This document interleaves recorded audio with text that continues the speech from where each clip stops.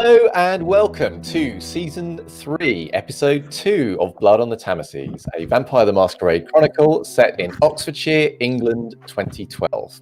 With me tonight, Philip Bailey playing Silas Shaw of Clan Bruya. Bex playing Velvet of Clan Ventru. And Carlos playing Theodore Penn of Clan La Sombra. and observant people will note that Lane playing Joanne is not with us tonight. Hopefully she will be feeling better soon and will be rejoining us next week. Well, So, Yeah. indeed. We left our coterie on the same night that we found them, which was the night of Prince Ogo's demise. And a number of things have occurred in kind of reaction to that. So some kindred decided they would be leaving the city at this point. Others decided they would just be leaving the court screaming their head off. Others decided it was time to plot, some politically and some for revenge. And we left our group in an interesting position because Joanne was left pondering what reward she might claim from the the Prince of Reading and Oxfordshire. We left Silas on a motorbike roaring out of Oxfordshire, wind in his hair. We left Theodore dropped off by Velvet on his way to mysterious rendezvous that we will come to in a minute. And we left Velvet going to see his favourite uncle, Seth. Best. So, I would say for those of you who are joining us kind of newish to Season 3, or if you just haven't up with things in a while, it is worth checking on the relationship map every so often on our website if you want reminders about what SPCs look like and things like that. We'll drop the occasional reminder as we go. I think we will start off with Theodore. Theodore, you'd had a kind of heart-to-heart of sorts through the car window with Velvet and a long goodbye. Velvet has driven off into the night. I should say, by the way, we are currently on the 1st of August, and it is something like 3 o'clock in the morning at this point. For those of you that care, sunrise comes around 5:30-ish. She's probably a little bit before 3, to be fair. A little bit before 3. Theodore, where are you going and what are you doing? So, I asked Velvet originally to drop me near Sir William's place. I will walk the rest of the distance because I don't know if Velvet knows where the haven of Sir William is. So, just to, respect that trust he has put in me. And I'm trying to keep things, a light pace, super fast, because at 4 I need to be somewhere to meet with the Tremere. So I will squeeze this sort of hour as much as I can. So I will walk towards Sir William's place. Make your way quickly through the streets. Even at this hour, there's still a few more people out than there would be normally. It is still quite a pleasant, kind of warm temperature even now. You find yourself, however, without obstruction, and soon arrive at William's Haven. You are going to knock. Yes, as per the usual, to announce my arrival. You will be admitted by one of his servants who does not look surprised to see a caller at this hour. However, they will say when you arrive, Mr. Penn, Sir William has asked not to be disturbed except on matters of the utmost urgency. Should I disturb him? That is a good question indeed. I believe so. Apologize on my behalf for coming unannounced. But yes, I must disturb him. They do their best to hide it, but there is clearly a look of comfort when you say this. They will nevertheless incline their head to you, and they will slip away. I make a quick roll on their behalf. So come back, looking a little bit shaken, and say, Sir William will see you now. Thank you very much. And you'll be shown through into what is a very nice study with wood-panelled walls, with a nice old kind of oak desk. Lots of books on the shelves. This feels like a kind of idealized version of a scholar's study, out of a movie. There are no mod cons in here, really. It just feels there's kind of a musty smell of books and old wood and that kind of business. So William is dressed as you'd seen him in the previous night. He is still wearing the dagger that he often wears to court at his belt, and you will also see that Drogo's sword is laid out over his desk. He himself, however, is standing with his back to you. He's standing by the window, looking out to the city street. As you come in and shut the door, he will slowly turn. He looks quite somber.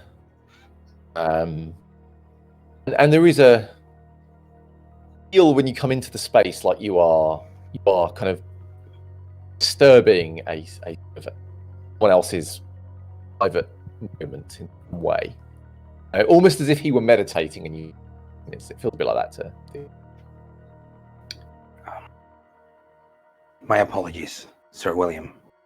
I shouldn't have come unannounced, but there is something of great importance that I feel you should know.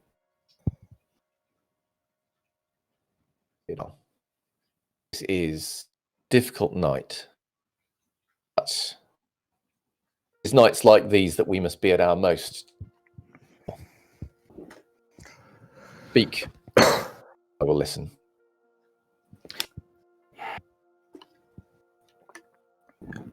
There is a group of kindred citizens of Oxfordshire that will take up arms against Amago Takahisa tomorrow evening, respecting tonight's Elysium, but seeking to bring final death and therefore justice to someone they perceive betrayed the rules of hospitality,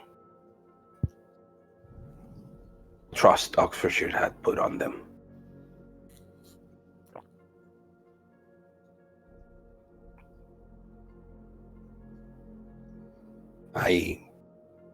I felt you should know. Hard to read the mummified face in front of you. It says, who comprises this group? Sorry? Who? Who comprises this group of kin?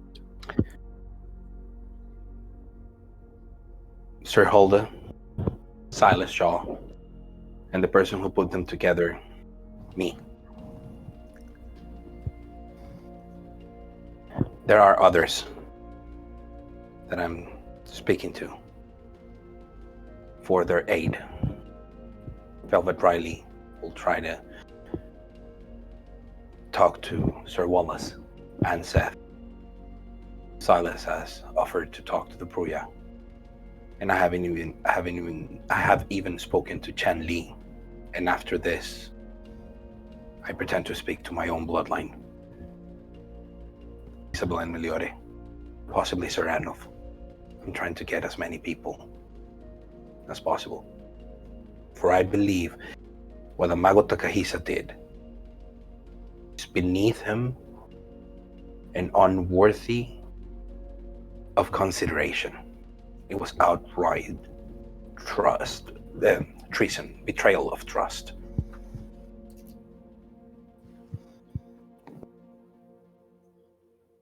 Looks thoughtful. He says,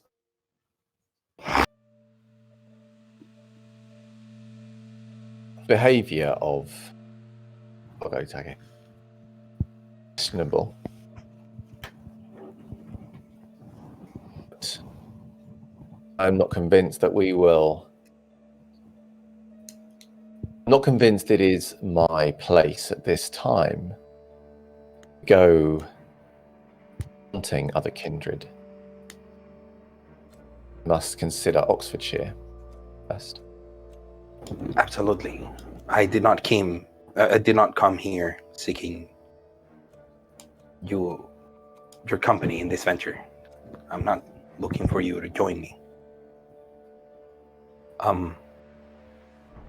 I understand that there are greater matters that kindred like yourself, founding knights, must attend to.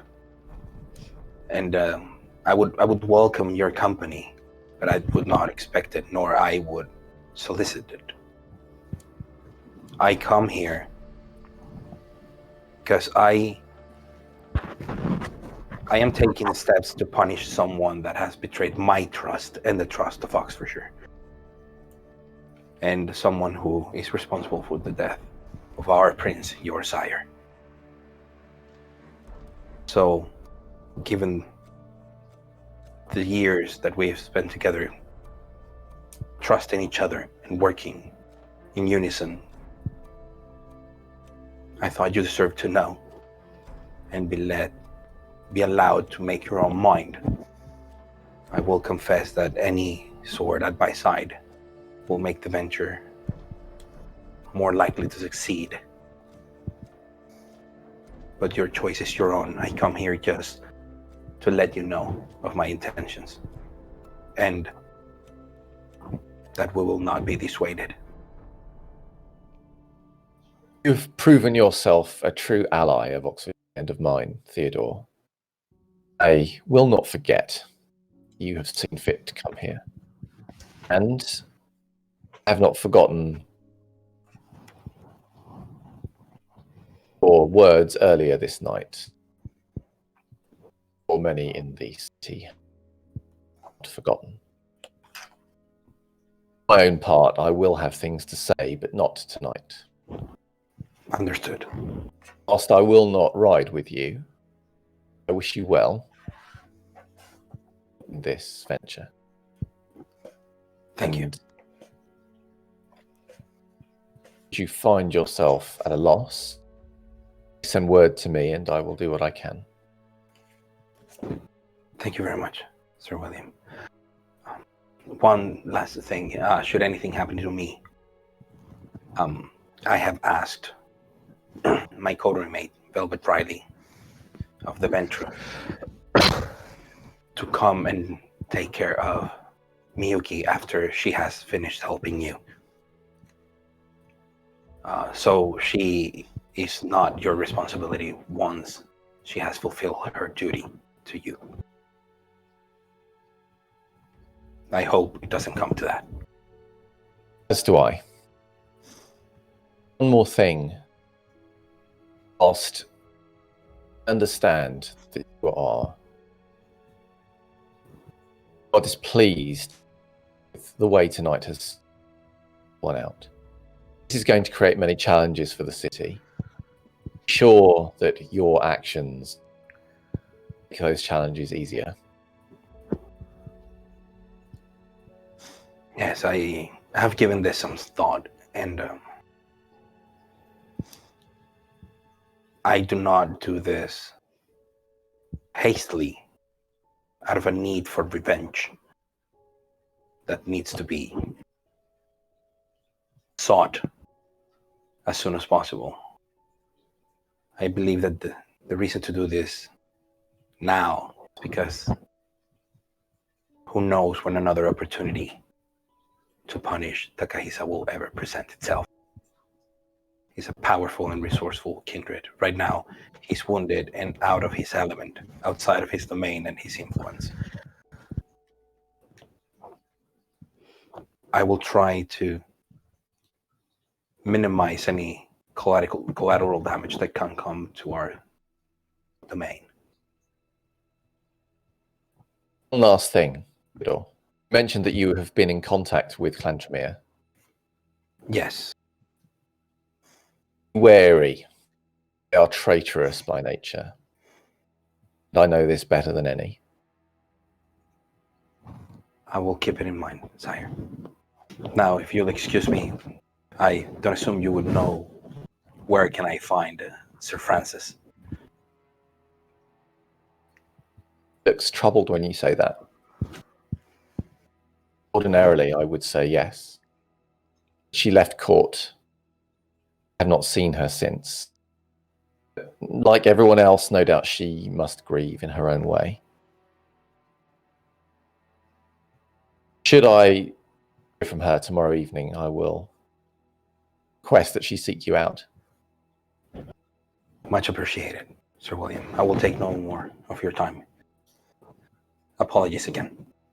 You will turn back to the window as you leave. I bow deeply to him, and I just leave. Where are you heading after that? Taxi. I'm going to Isabel's Haven. Right. I imagine I still have like 45 minutes.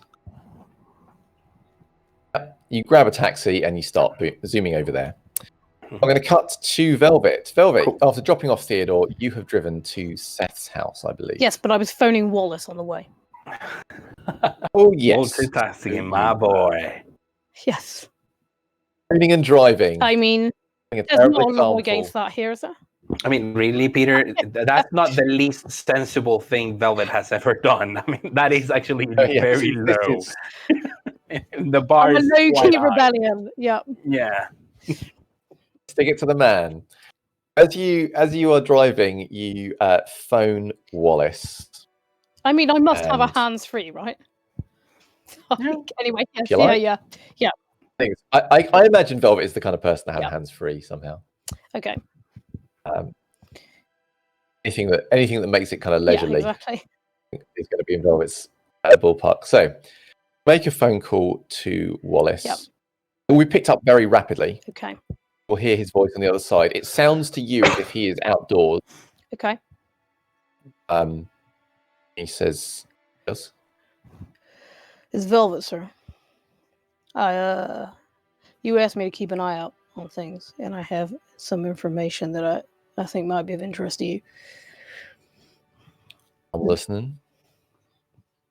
It seems that there are a group of people who are upset with Amago Takahisa and the events of tonight, and that those individuals will pay him a visit tomorrow. And I hadn't wondered if you wanted in on it. Well, that is most interesting chain of events are relating to me. You're aware of what kind of group we're talking about? Is it a group that might have a chance of success, or is it a angry rabble? Well, it's a group that's been growing in number all night, so I'm not currently sure how many it numbers. But I know that it includes Sir Holda, that it might include a number of the Bruja. It's being put together by our own Theodore Penn. Now, I was intending on asking my uncle if it'd be all right with you. I'm going to ask him, and I have certain other duties we are carrying out at the moment, but maybe we could make some time for this. You want I should send you the details? I would. All right. I'll do that first thing tomorrow. Sounds to me like this conversation is not best concluded over the phone intention to see you tomorrow night anyway. I'll make that a priority now. Sir, will you convey this offer to Sir Engel? My opinion that Sir Adolf is not in the mood to be accepting offers right now. Take that on very good authority from me. Well, I will not pay him a call then. I would advise against it. Then I will see you tomorrow night, sir. But you will. I put the phone down. Okay. The phone down. You assumedly pull up outside Seth's house. As we all know, is a little bit isolated, tucked away, in quite a well-to-do area. I'm going here just Your way before down. sun up. Okay. You've still got an hour and a bit. Probably closer to 2 before sunrise. So you've got a bit of time, and you live. Your family home is very close by, or Haven is not too far away. Okay. Oxford's not massive. We go to the door. One assumes. Knock on the door. I think he's expecting me. So. You will know better than to knock because it wouldn't be heard, but there is a bell that you can ring. Yeah. And the door will be answered by. This surprises me, but I'll say, Seth's here? Yes, Mr. Riley, he is here. If you'd like to follow me. Sure. I'll go in. Very slowly makes his way inside. Okay. You obviously follow him. You'll be taken upstairs to where Seth likes in Seth's what we call his hangout room. His chill out room. So you will note that when you come in, Seth is. What you can see is he's got what looks like an ammo belt, and he is putting shotgun shells into the ammo belt. Okay. Apart from that, Eugene will say, "Mr. Riley's here," and say, "Yeah, I know. I was expecting him." Velvet. Hey, Seth. He looks like you're tooling up for something. I'm so happy. Ma'am. You what? I didn't catch you. Said, I sure am, Velvet. Oh, you sure are. Well, I don't know what your thing is, but I have another thing to offer you. It's going to be way more fun and exciting than whatever your thing is. Stops and turns around to look at you. I'm listening. But it's not happening until tomorrow. So that's probably for the best. We haven't got much night left. No, right. So obviously tonight was exciting at the court, but you know there's a lot of folks who are they're kind of hot under the collar about it. They're putting together a group of people to go pay Takahisa a visit tomorrow. Call Wallace about this. But I thought you might want in. Well, sure I want in. And if you're going to go teach this man a lesson, very good at teaching lessons. Well, exactly. I mean, I have other duties, so I'm not going on this. But there's a whole bunch of folks going along.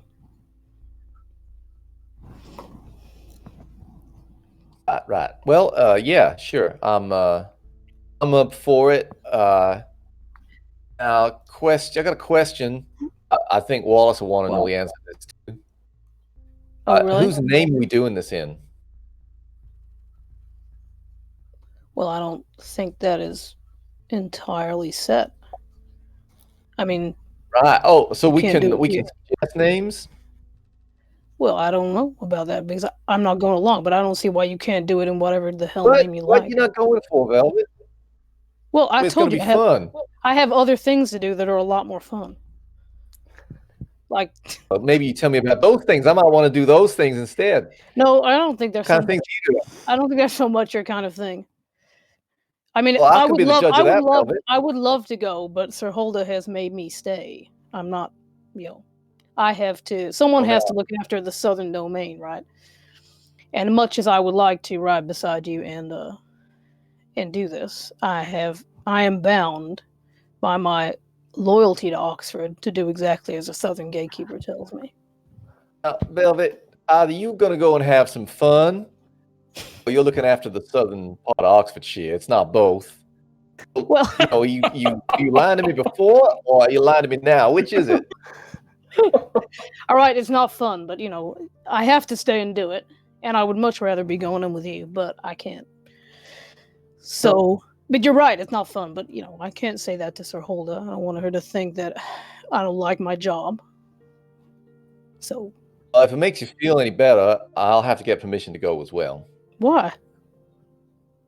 Because I've got duties as well. What? You can't be serious. What duties? You can't be. I mean, you Persuading always duties. You're always doing what duties? Persuading duties. Oh, persuading duties. Who are you persuading? Well, quite a few Come on, folks. you gotta tell me who. What are you persuading them of? Well, this is a pretty scary time, and Oxfordshire could go any which way. Yeah, it's another shell into the belt. He says, we got to make sure it goes the right way. Well, what's the right way? Well, not with Helena, that's for sure. Well, I guess the folks who are heading out tomorrow are in agreement with you, because they are pretty damn pissed off about what took place tonight. I don't know. Maybe if they're successful in this, they can all get together and go pay her a trip in Reading. I had suggested to Sir Wallace that Sir Engel might want in on this trip, but he seemed to think it wasn't a good idea to approach him this evening. Oh, that's funny. I'd say he's right and wrong about that. Oh, yeah? I'd say Elf would love to go and have some revenge. I would have thought that's so. The way he looked at me. Well, it's what I told him I thought was best. Oh, that's the funny thing about Wallace. Sometimes he doesn't know what's best for him. Well, I couldn't possibly say such a disparaging thing about my sire. But that's why you got me. Right. In point of fact, it's a good job I got you, Seth, to keep me on the straight and narrow. You know what? I might just pay Sir Engel a visit. Yeah, I think you should do that. We'll see him, tell him about this. He'd love it. Well, I think it's wait. Sorry, do I even know where Sir Engel lives? I don't, do I? I think I've been there. I don't think you've been to his home. I have a feeling that Velvet is generally avoided. Yes. Yeah. Higher echelons. Yes. Higher echelons. So in which case, I'll ask him. Say, do you know where I can find him at? I do. Oh, I can't remember his address, but I've got it down here somewhere. Usually got it. All right. Well, I'll get it from him. All right. Well, you go back to persuading people that Prince Helena ain't what we all need here in Oxford, and I'll go visit Sir Engel and tell him that revenge is riding out tomorrow. Remember when I said he was right and wrong? The wrong bit is that I'm thinking Sir Engel don't want revenge. Right bit is that approaching him is a bit delicate. Well, you know what? I'm confident. I know you've got a way. Right, exactly. Exactly. I mean, I reckon I'm his kind of guy, right? Anyone can handle Sir Engel. It's got to be you. Right.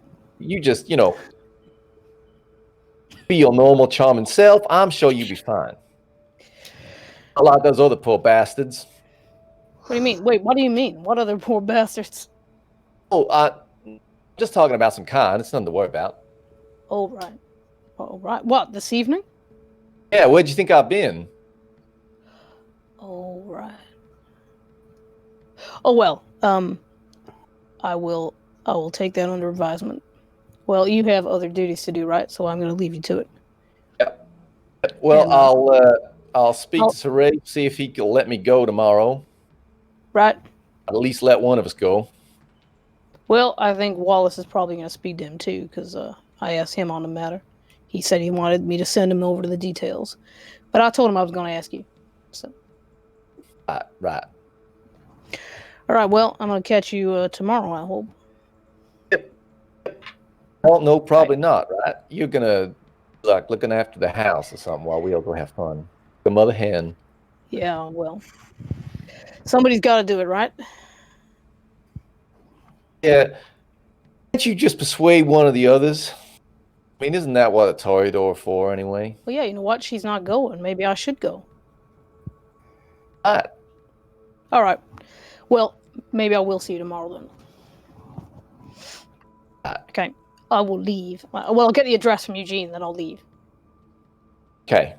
Yes, you will be given Setanov's address, which I believe is Bellevue Manor. Okay. My head. Yep. Right, now there's not that long until sunrise, but there is time to go there. Okay. If you want. Is that your intention, or are you going to go back to the Haven somewhere else? So, is it near enough where the Haven is that I could go there early tomorrow, or not really? Yeah, no, it's not like he doesn't live like on the other side of. He's not Okay, like miles fine. away.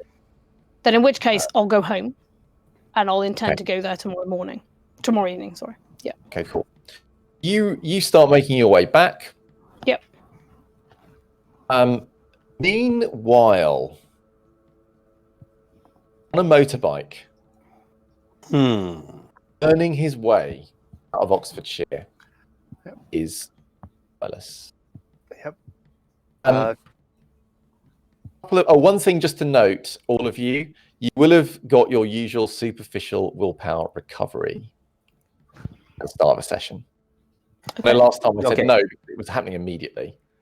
Okay, so quick question. I fulfilled my desire after the session started when I got to talk to Sir William. Yes. That's it. I fulfilled my desire, so I think I have another desire now. But it's not like if I new desire. My new desire is to get Ota to cooperate in the fall of Amago. Okay, cool. But I didn't have any. Like I still had my aggravated willpower damage and nothing else when I fulfilled my desire. Understood. So desire obviously don't help you with aggravated willpower. However, if you keep fulfilling desires, and you bat your eyelashes at me, I might ultimately say, okay, fine, we'll let it build. But I think it would have to be many desires before I got to that point. But that is top eyelash action thing. So Silas, I have a question for you. I know that you said you were kind of opening up the throttle. Yep. Is he going like hell for leather? He's basically going just out of Oxford pretty fast. Then he's gonna jump off the bike, duct tape over the number plates, then absolutely fucking batshit out of hell. Excellent. I would like you to make for me a Dex and Drive roll. There we go. He's very late. Not the difficulty for this is not high. Is nevertheless to see if your trip is noteworthy in any sense. I will also rouse for this. Excellent. Good call. Makes sense. I think Silas is very keen to reach his objective. I have 3 successes. All right. My rouse check. And I go to hunger 2. I'm close. Okay, cool. You drive single-mindedly fixed upon your destination, and roar of the engine accompanies you as lights of the street kind of flash by very fast. There's very little traffic, but the bits you find, you weave around expertly. And you pass out of Oxfordshire entirely, and you continue heading south. You'll kind of bypass Reading your way, And as the night is kind of drawing on, you'll be making your way into London, into the outskirts of London. Yep. Just a quick question. Does Silas possess any kind of politics or kindred history or any other relevant or even etiquette? I have some etiquette. Excellent. It will be dimly in the back of his mind. It's a bad idea, yes. It's possibly a social faux pas to go slamming in like a bat out of hell into the domain of another prince. Yep. Actually, Silas doesn't know much about London. Obviously, although they were represented at the games, a lot of their prince wasn't present. And he does recall some mention of something going on or some reason why they couldn't be there. Yep. When he comes into London itself, it is like any city at night. Encounters no vampiric presence, is not stopped. Runs probably a few red lights. Luckily, the police are not aware of this, or if they are not fast enough to get to where he is. You'll be making your way towards Camberwell to an address, a flat on Otter Lane. Yep. And probably something like 4-ish in the morning. You will. I was kind of hoping to make it about 45 minutes, but hello. Here we are. No, that's fair, actually. I'll concede that. Okay, so probably somewhere around 3:30 in the morning. Yes. 3 to 4.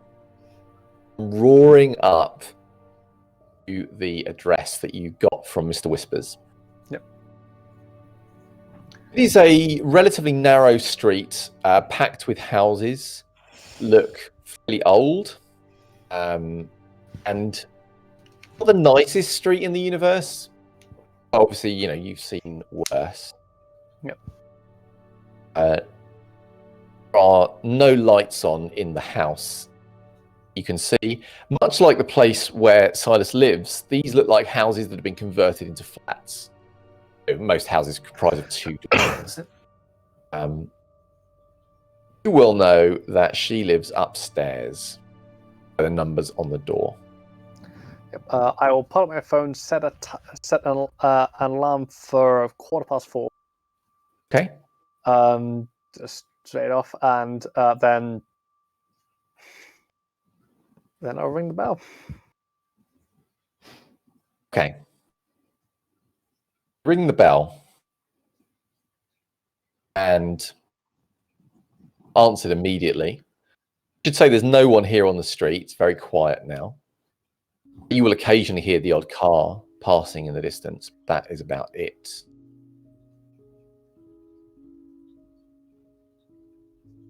There's no immediate answer. What does he do? Bzz. You buzz again.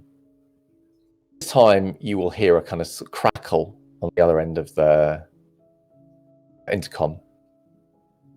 And you'll hear, hello? Do I recognize the voice? Yes, it's Jenny's voice. Jenny? It's an old friend. What? Who is this? A friend you haven't seen in a while. May I come in? It's... What time is it? What's going on? I haven't much time, Who... but I had to see you. Who are you? You'll let me. Who is this? Silas. I'm not opening the door and... Fuck off. Come look. See for yourself. No, there's no one on the other side now. You hear it cut off. You hear the slam of it being put down. You will be aware that a light had come on upstairs. We'll see it cough. Can I hear any movement? I hear much because obviously you're outside. But make me a quick wits and awareness roll.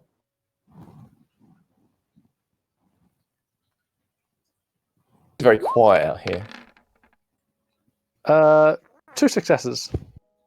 You see the curtains twitching from her room. So she's turned the light off, but you think she's looking out through the window to try and see down where you are. Step out, pull out the phone so the light from the phone is showing up. I mean, you can step out into a streetlight as well if you want to. Yep. You step out into the illumination and you wave. The curtain abruptly twitches closed again. But then a light does come on. Then, after a while, the door will open. But not fully, enough that she can look around it. Hey, Jenny. Looks at you for quite a long moment. May I come in? Hello? I haven't got much time. She steps back from the door, starts to go up the stairs. You will see that she is carrying a baseball bat. Do you have trouble? As I step in, close the door. Shh. Wake the neighbours. Get out there. You go in. She takes you into her place. Yep. A small flat. Looks like it could do with decoration. Alice also looks. It's hard to tell at a glance, but you wouldn't be surprised if like problems with various heating or other things. It looks like a place someone stays rather than a home. Anyway, she'll show you in. She will put the bat down, and she says, "Not in trouble. I was just being careful. You always told me to be careful." That I did. Actually, when Well people done. call some of them. Yeah. He puts the light on, and looks at you. Are you using Blush of Life? Yes, I will be using Blush of Life. So Okay. I'll make a rouse check for that. Bollocks. I am on hunger 3. The blood does rush to your cheeks as the light hits them. You feel Silas has been struggling this night. And amidst this struggle, it's like getting here is the thing that he's wanted. Now that he's here, he is aware that whilst he forcing the blood around his body, there is a warm body full of blood just a few feet away from him. And it's not like he can't resist it, it's just a constant awareness in his mind. Alice, I'll you're kind of spread my arms and make as if to go offer for a hug. You will hold a hand up. What? You were dead. Faked. Had to be. To your funeral. Comforted your mum. I know.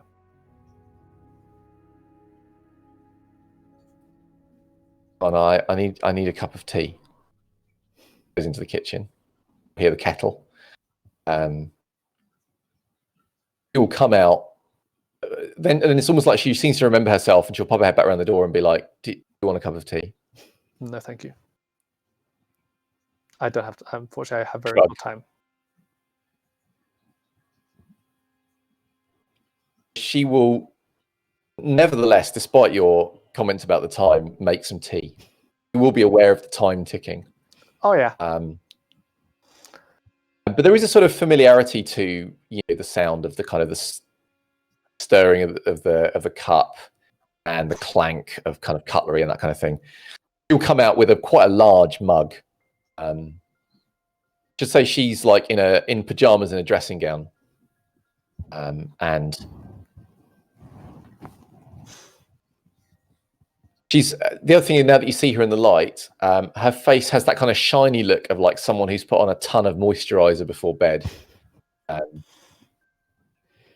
She looks kind of disheveled and a bit in shock, and somewhere between amazed and pissed off. You can't quite place her on that spectrum. She leans against the door of the kitchen with the tea in her hand, and she sips it and then says, "Okay, listening." So, do you remember over a decade ago the major car accident that I got injured in? Well, I got injured helping producer. Yeah, I remember that.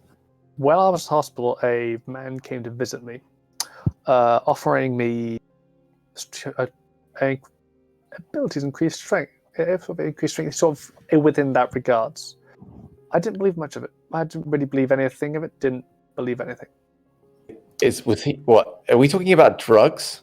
No, You on drugs? I'm not on any drugs. You dealing drugs? No. Okay. And he seemed to want me to recruit me for the skills that I gained over the years, working in the industry that we do, to put to my more practical use. So, after a while, I got brought into it, not truly knowing, and lived for a while a double life. What? What do you mean double life? What the? Are we talking crime? Are we talking government? What are we? What are you? You sound like a film. I know it sounds ridiculous, but I have gained abilities that allow me as a guardian now.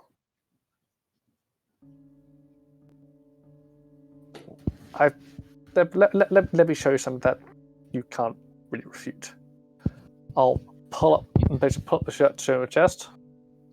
Just flick out one of the knives. Go right. This camera. Okay, she will push herself back against the wall. Some of the tea will spill onto the floor. For the blade, very gently, so it's clearly cutting, but not very deep,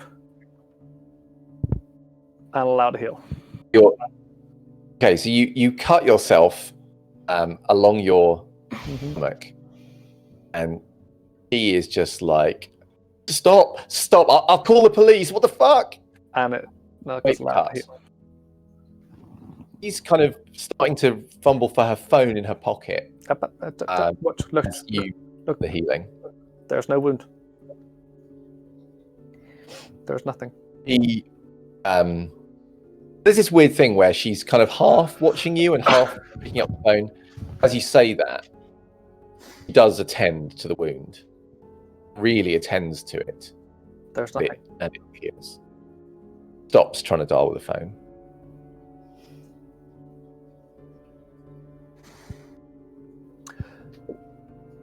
You're like a superhero? I mean, some of the abilities that I now have certainly, in a way, pertain to that, which have increased over the years. And I'm watching out for as many. Yes. You're not. This is not around. This isn't some kind of. This isn't a joke or some film thing, TV show thing you're doing. This is. Go on. See for yourself. Touch me. Touch you. Go on. To prove to you I'm real. Go on. Slap me across the face if you want. Go for it. With extreme reluctance, will approach you. She says, lift up your shirt. Lifts up. Prod where the wound was. Yep. Carefully and slowly at first, but then increasingly kind of firmly and kind of around the area. Yep. Then when she's finished, she kind of recoils a bit from it.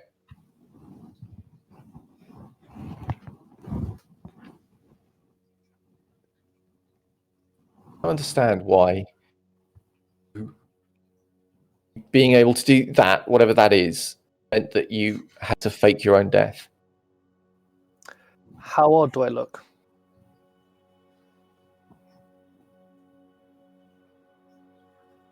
I look about 10 years younger than I should do, don't I? Wait, you stop getting old? Yeah. What is this that's drug? that's Where can I partly get true. it? My God. It's not something that this transformation is not easily obtained. It is offered. It is not sought out. Wait. This could still be bullshit. This could still be bullshit. Tell me something. Tell me something that Silas would know. What if you're like? If you're like, she picked up her phone again, and I'll use this. What if you're like? When I last saw you, I recommended that to you you sought out a makeup artist, Odie, which I'm hoping that you did, because she is phenomenal. Yeah, did something else? Something like you couldn't look up. You could have looked up something. You could have maybe seen me, Odie. Something else. Something better than that. And I begin to recount the story of who I met and hit instantly with shows that we've done together. Just Okay. details, little details here and there. So she will listen to this, and weirdly, almost seems to get more disturbed the more you say. She will put down the tea, sits there just kind of getting cold as you talk.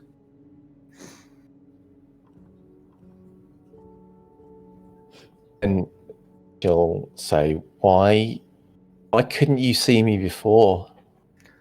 No. Things that I've had to attend to. I'm in a the people that I answer to have generally been keeping quite the eye, just in case there has been a moment I've been able to slip out. Are you like in some kind of a gang or something, or a syndicate? It's not. There's no crime syndicate. It's no gang. I am with those that are older than myself, much older. One of the ones who I work directly with is over 100 years old. It's incredible. Does he look like I you? need I mean, help. does he look young still? He was changed when he was older. So the moment that we are changed, formed, embraced, if you will, into this, you retain the age that we are. But It's incredible. You're saying it's like eternal life is possible. But to do that, I can no longer see my parents. They must believe I'm dead. You're my oldest friend. And there's a task that I will have to do tomorrow night that I am afraid of.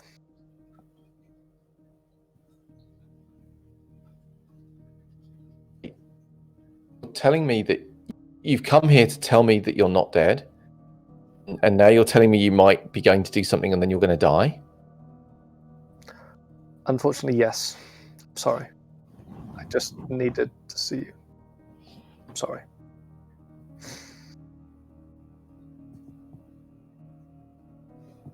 What, do you have to do it? Yes. There are some rules that I am now involved in that I have to protect, defend. Those rules were broken by someone old and powerful. I don't understand what you're talking about, Silas. I know. All I'm hearing is that you're going to do something dangerous. Now I've just found out you're alive again. And you can't just turn up in the middle of the night and tell me this stuff and then fuck off again and maybe never come back again. How it works. I'm gonna give you an address that I will see you if I can. If I can come and see you. You just said you might die. Exactly. You're about to. You have to tell me what's going on. I have to understand. I gently place a hand on her shoulder. Okay. She doesn't flinch away this time. Understand that I have always cared for you incredibly deeply. That I am so proud of you. How far you've come, what you've achieved. I am so proud of you. So proud of you. You're doing what we've always wanted to do. And I am so proud of you.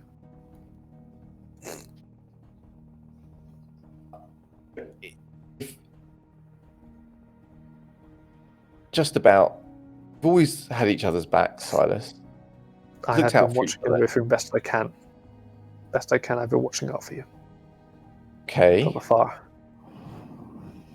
You're here now, and you have to explain this better. You have to tell me. You have to tell me what's going on. You've given me an address and a lot of things that are very strange, and you've shown me something that's very strange. I know. And you seem to be very strange. I know. Need to understand. Sit with me and tell me. I know what's going on. I don't have time. I must return to Oxford.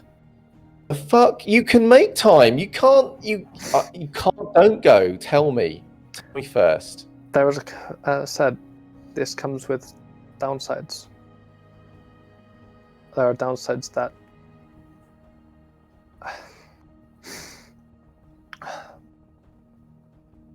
I cannot see the sun. Paul takes and looks at you.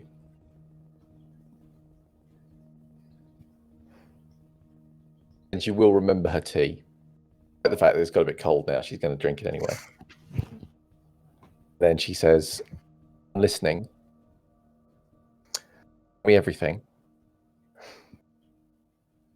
So, storyteller question to you, Silas.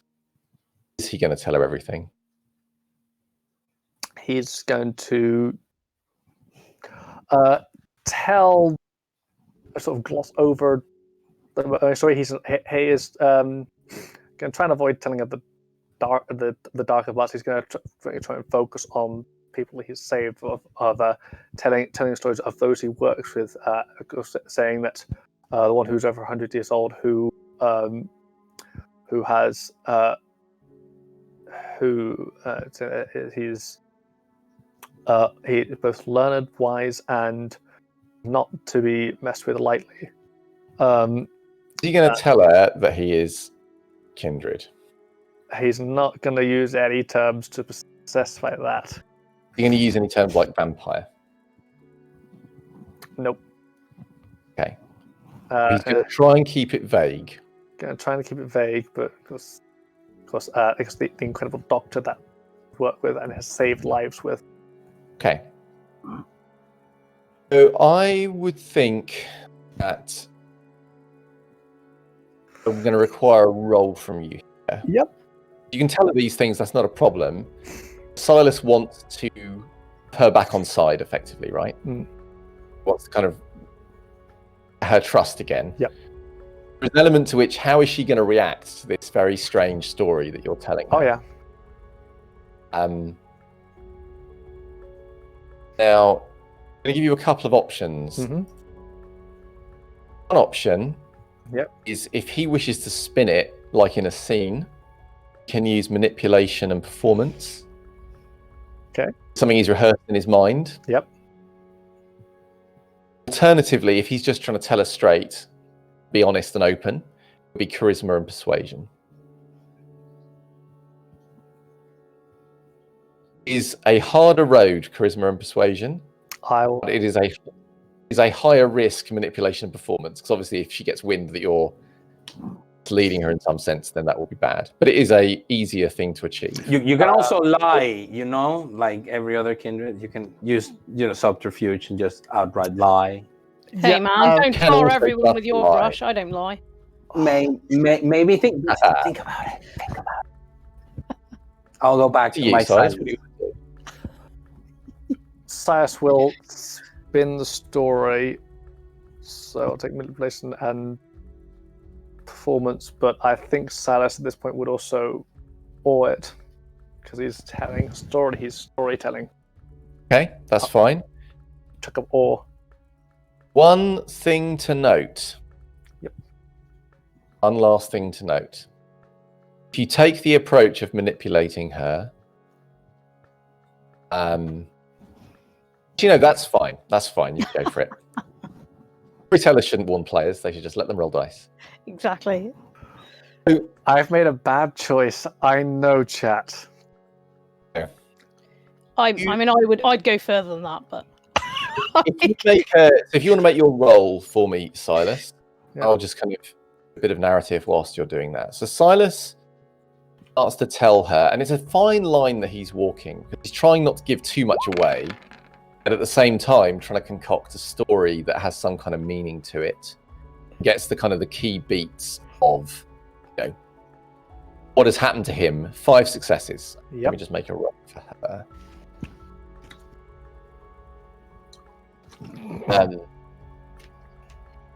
Give me a sense of, in fact, give me a sense of kind of, is he just keeping it all mysterious around this group? He's obviously mentioning some people, but he's keeping it like a kind of, A little bit mysterious. Yeah. Is that right? So a little bit mysterious there. Okay. He is able, through hint of their long friendship, to convince her that this crazy bunch of things that he's relaying is true. Indeed, at the time that he's finished, shocked, but she's kind of calmed a little bit, and she seems to be on your side, and she will occasionally make noises of surprise when you talk about things that might have happened, how you had to deal with these things.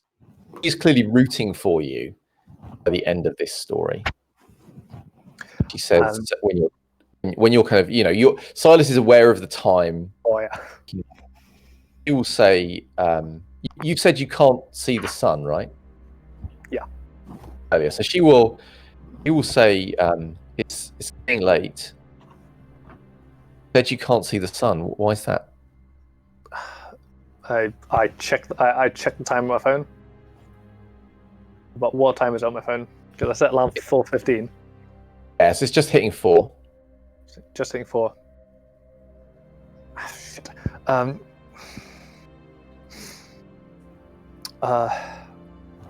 It's a skin condition that I've unfortunately gained as a side effect of this.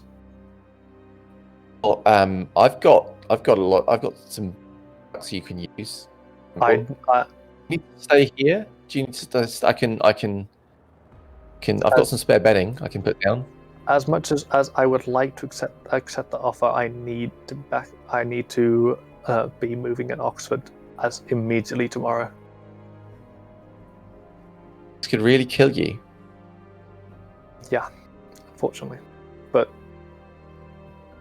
you've got to call me when as soon as you know. Let me know you're okay. I'll drop you a message.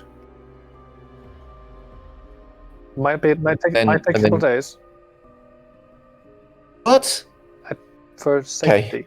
Okay, a couple of days. When should I work? I mean, I'm going to be worried, but when should I start worrying? I mean, if you haven't had anything in a month, then because these month things move slowly when you're no longer age.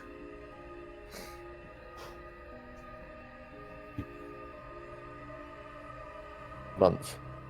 And what should I do? Should I call that number you gave me and I call the police? What should I do? No, police can't help this one. I mean, if someone's killed you, shouldn't we see justice? Shouldn't we?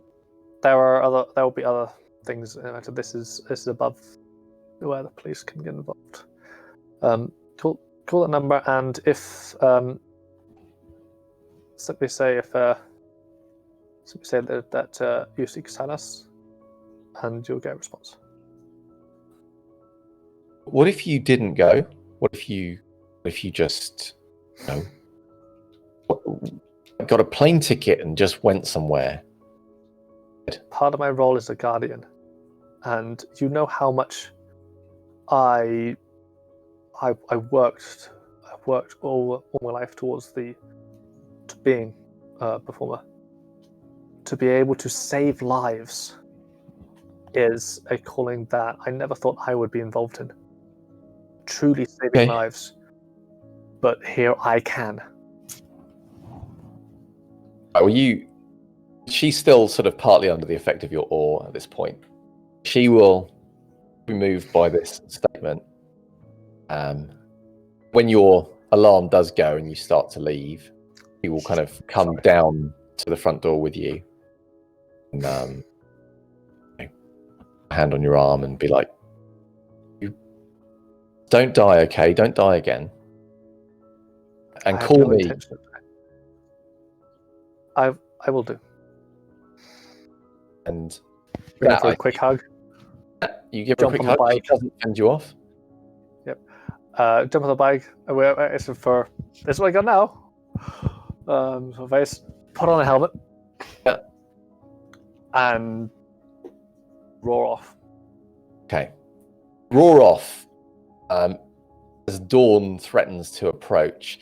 Just as a quick question to you, Jenny is obviously one of your touchstones. Yes.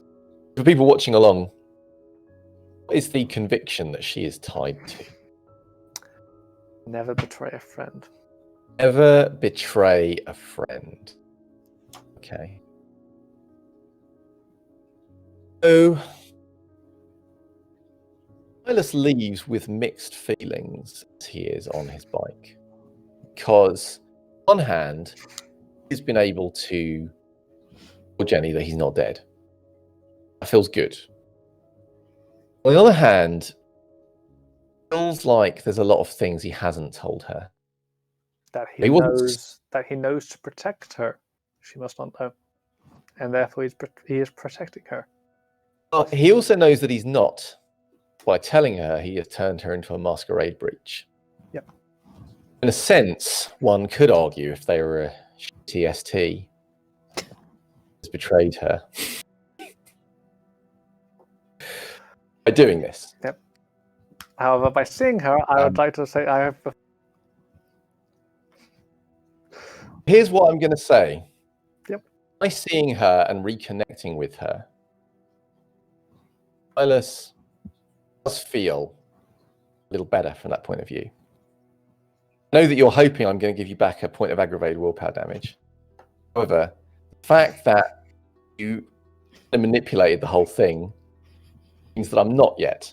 However, if you return to her and continue to build on this friendship, I will give you back. You have begun the journey of refreshing that relationship, but I would say it is not quite there yet. Yep. It was not a pure thing. Also, it hasn't really changed much yet. Yep. However, I am going to give you a stain doing this. Yep. Fine. Where's my humanity track? There we go. And added one stain. My second stain of the game. All right. So, there is one more thing to do on this night before we finish it. Theodore, you are meeting with some Tremere. Yeah, well, I was on my way to Isabel, but if she's not available, I go to... You were going to Isabel. It's basically because we cannot talk over the phone because of, certain problems of the blood. But it's basically just asking her to come. Well, if he wants to try and get to Isabel, he'd be pushing it to... Where are you meeting Cheng Li and... To remind me. Near Isabel's house. Because it's like away from my domain. And it's around Henley on Thames. Yeah, because it's closer to Reading, is further away from my haven. Right. It would be easier to Ota for Ota to move around that area, I would assume. Okay.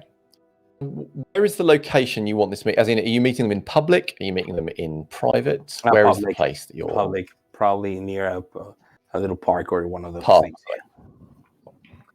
There are plenty of leafy green areas in Henry Yes. Thames, so it's easy for you to be in a park. So Chengli will turn up, and Ota will turn up. Chengli looks relatively elegant. So did I get although did I get a chance to talk to Isabel or not? Sorry, you're trying to go to Isabel first? Yeah, because I was done with Sir William like at 3:15. I still have like 45 minutes to burn. When you get to Isabel's house, she's not there. Cool. I leave a message with her assistant for her to get in touch with me as soon as she receives this. Okay. They will. Yes. You go to this park, and Chengli will turn up. She looks quite elegantly turned out still, although she's changed the kind of the very nice shoes she was wearing at court, something a little bit more sturdy. And we'll see that Ota is there in just what looks like a pair of jeans and a t-shirt, and what look like several Space Invaders depicted on it. And he looks, relaxed. The three of you will convene. It's a little awkward at first because obviously they know to meet you and they kind of know the other is potentially going to be there, but it's a little bit. No one kind of like when you arrive, they've obviously both been waiting around and they'll kind of reveal themselves sheepishly. Evening. Ota, Chengli. Evening. As promised, I'm allowing you to have the conversation you sought to have.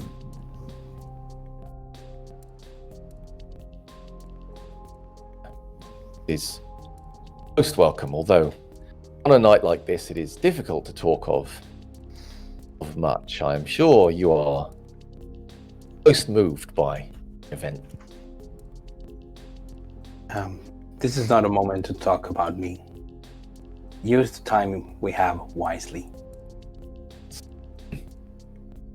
He'll turn to Chengli, and he'll say, "There is much we must talk about. First, let me see if you are well." And he will nod. He will begin a bit of small talk, and he says, turns back to you, Theodore. He says, "Thank you for your assistance, but we have some clan matters we must discuss." Excellent. We will go on. He says, "Well," and I don't move from where I am. Okay, in that case, he says, "And we will." And he goes, looks like he's going to try and lead her off from where you're standing. I just keep my gaze on Chengli. Like, given the events of tonight, Ota, you will forgive me, but either you refrain from speaking very sensitive issues, or you will do them in front of me. I cannot allow Chengli to be outside my sight for long with people that have not respected and honored the hospitality they have been given. After all, Chengli will be our regent of the clan Tremere, or at least that is our desire for those who remain. He says, "Well, I cannot allow her to be out of my sight, especially with you. I hope you understand. It's not personal." Well, say it is not personal, but are saying, insinuating I have betrayed hospitality of late Prince Drogo. I have done nothing to be a guest of his. But everyone from the domain of Tokyo that have come here, even though they have not broken any of the rules of hospitality according to Japanese etiquette. There is such a thing as Westerner etiquette. And as they say it here, you have broken bread with us. And yet, Kahisa decided to be a champion against his host after breaking bread. Kahisa is his own man. Yes. And it falls on everyone that is with him until proven differently. That's one of the reasons I'm here. Because I know you are not to be distrusted outright. Nevertheless, I cannot allow the person we want to be our future regent to escape my sight and be with somebody that tonight needs to prove they're a friend. Don't worry, I can make sure that you have as many encounters as you want in the future where you can have all the privacy in the world, but tonight that cannot be. Yeah. Sounds at this and says, I did not realize that your agreement would come with so many strings. I did not realize that your visit here would come with so many skillings. I have had nothing to do with a duel or a death. The person who secured your entrance to Oxfordshire was Amago Takahisa. You have entered this domain for you are part of his group, and therefore he has vouched for you. Now that person who vouched for you in the first place is no longer considered a friend of the domain. You understand why the situation gets complicated. You have done nothing, but you have come here under the word of someone who no longer is deemed trustworthy. Well, then, if we are discussing complication, then yes, things have changed much this night. For now, was the express wish of Prince Drogo, Cheng Li, not be allowed to speak to anyone without his permission, even indeed her own blood and clan. Now that this prince is dead, it seems to me that I no longer need your services should I wish to speak with Cheng Li. Nothing has changed from the instructions of Sir Drogo. Sir Drogo is dead. I have made sure that this happened. Helena now rules. He holds up a hand. No. You have insulted me. You have accused me of taking a hand in murder. I had come in good faith to meet our agreement. Urusayo, silence. I am making this meeting possible. Do you wish to have a word with Chen Li or not? If you want to have a word in private, then I will ask something in return. I have not accused you. You had failed to listen to the reasons I am giving you. It is by association that you are not to be trusted, not because of your deeds. That is the way things work in this domain. The word of someone is their bond. Mine was given to you, and I am delivering. Now, Ota, understand this. I have no ill intention against you or your clan. As a matter of fact, Chen Li can vouch to that. But you will not disrespect me by saying that I accused you and putting words in my mouth. Is that understood? Wish to make Shall this we read it? Yes. What is Theodore's approach here? Very simple. Charisma plus etiquette in a very intimidating fashion. Basically, charisma plus intimidation. Yeah, I thought so. Okay.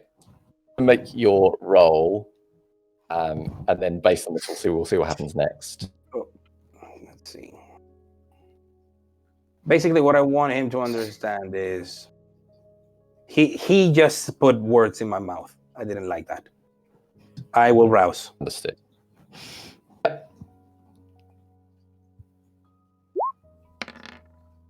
You have both expressed that the other has in some way insulted you.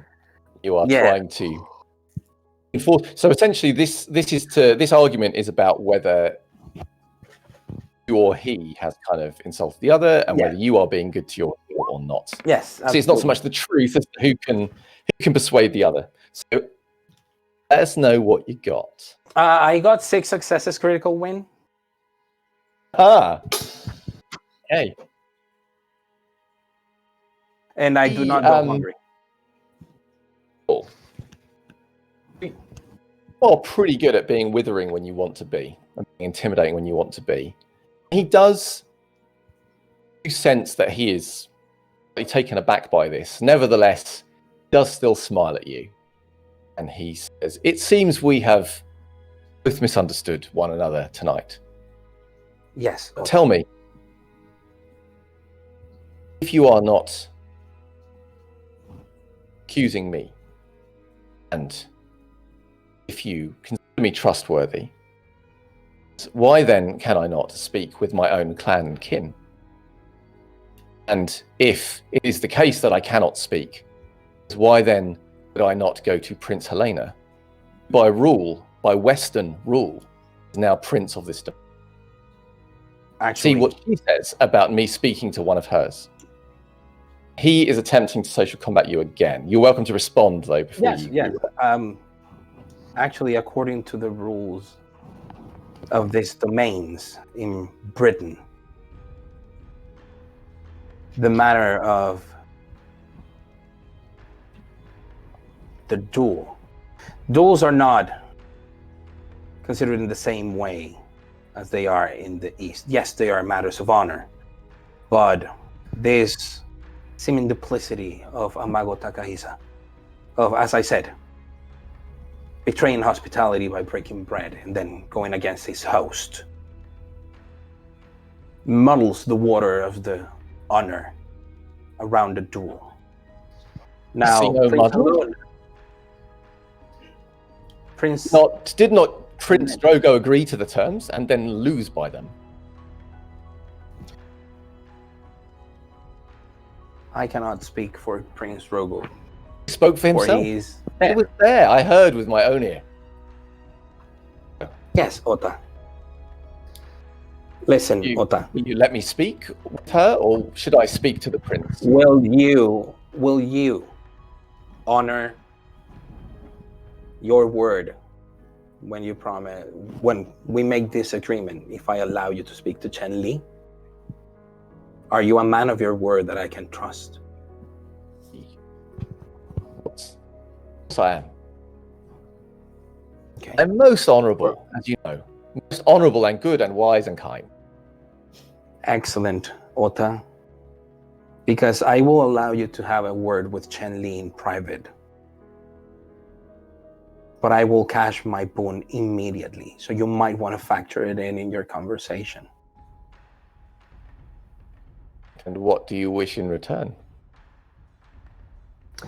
Chen Li is already working with me on this, for I am working with her in restoring your clan to greatness.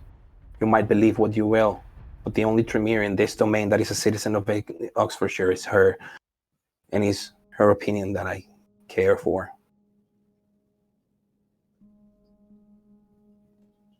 You are to provide me with information of the whereabouts of Tamago Takahisa, and to remove all wards that you might have protecting him tomorrow. For he is no longer welcomed in this domain. Great strides are being taken for other kindred to understand the situation. For Amago Takahisa might be a friend of Prince Helena, but I can assure you, no other prince in the whole of Britain will ever welcome one that will break bread with them and then betray them. He is done in the Western world, and he might be done in Tokyo as well. Will you trust Amago Takahisa with one of the Tremere elders?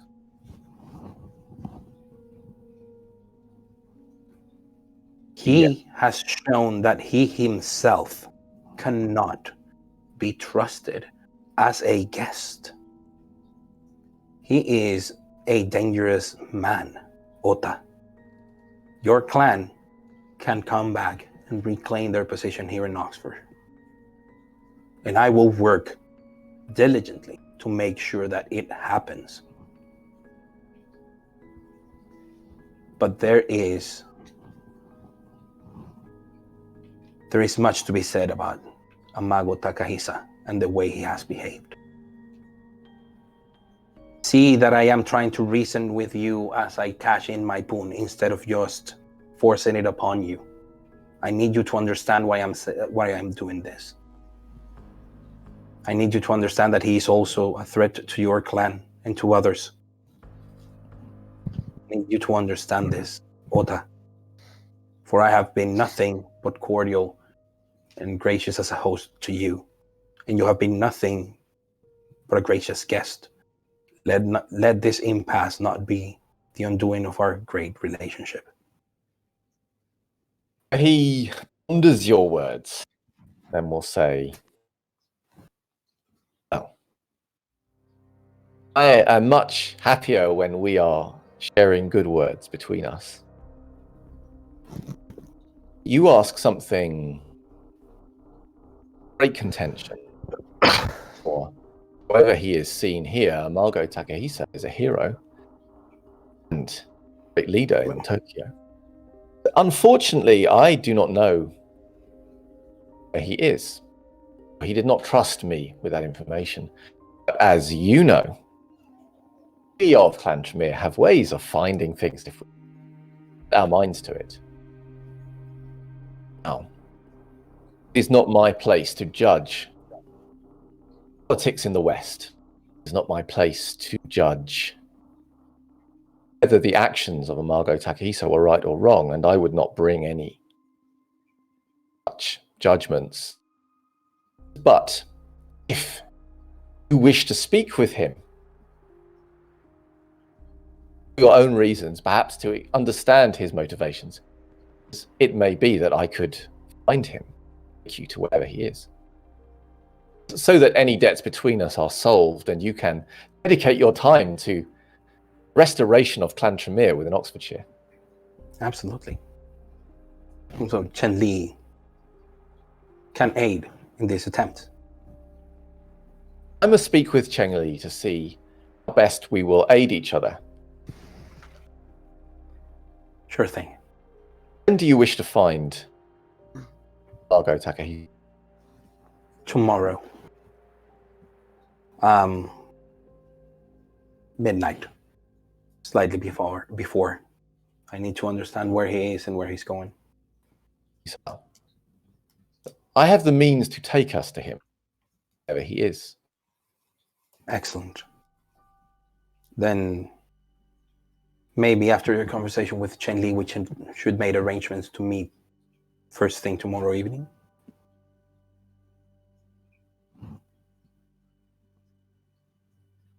Wish to meet tomorrow evening. Oh, if you are to help me find him. Where? Let's discuss this after you two have your conversation. Afterwards, I will be.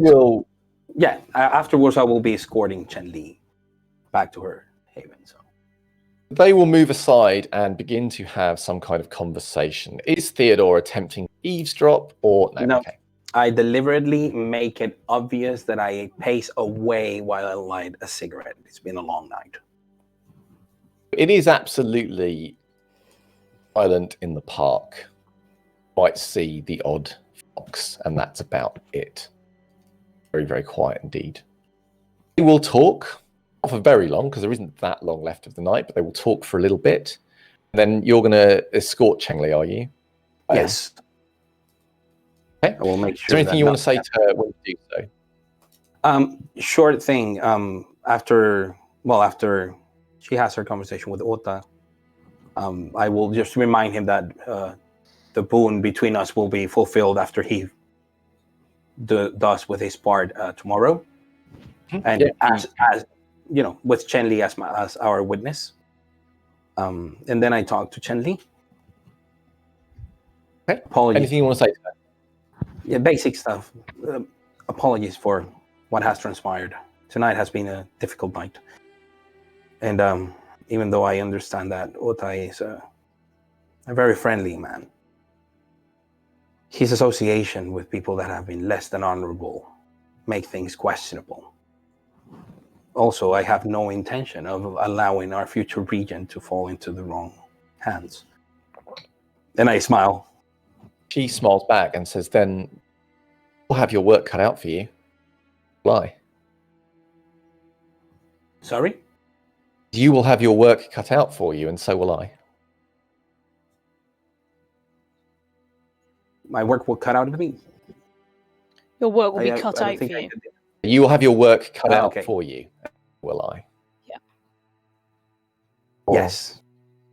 Has he given you any indication of what is the desire of your clan with this domain? For I will actively oppose anyone being sent here as a regent. None other is a citizen of Oxfordshire. None other know the history as you do. As you're walking, he says, I am going to take you into my confidence, little. Or is Ota's desire that someone from Tokyo is to come here to form a new chant? They are happy for me to be part of that. This is not the first conversation I've had on this kind. Or you should know that Reading have also been in contact. I have Tremere there also. Tremere, who have been trying to get into Oxfordshire for a long time now. They have made some arrangements with Prince Helena already. And it seems there is dispute between Ota and of the Tremere of Tokyo and others here within Reading. So far, they are both courting Prince Helena, and she has not yet made a decision. How do you feel about that? And she frowns for a few moments and then says, I do not know these other kindred, but I want to be the one to restore the reputation of my clan. That's why I'm fighting so hard for you to be a regent, especially because no other kindred of Oxfordshire will trust an outsider, especially not after tonight. You are a citizen of Oxfordshire. You. Anyone else who comes from the Tremere has to prove themselves first.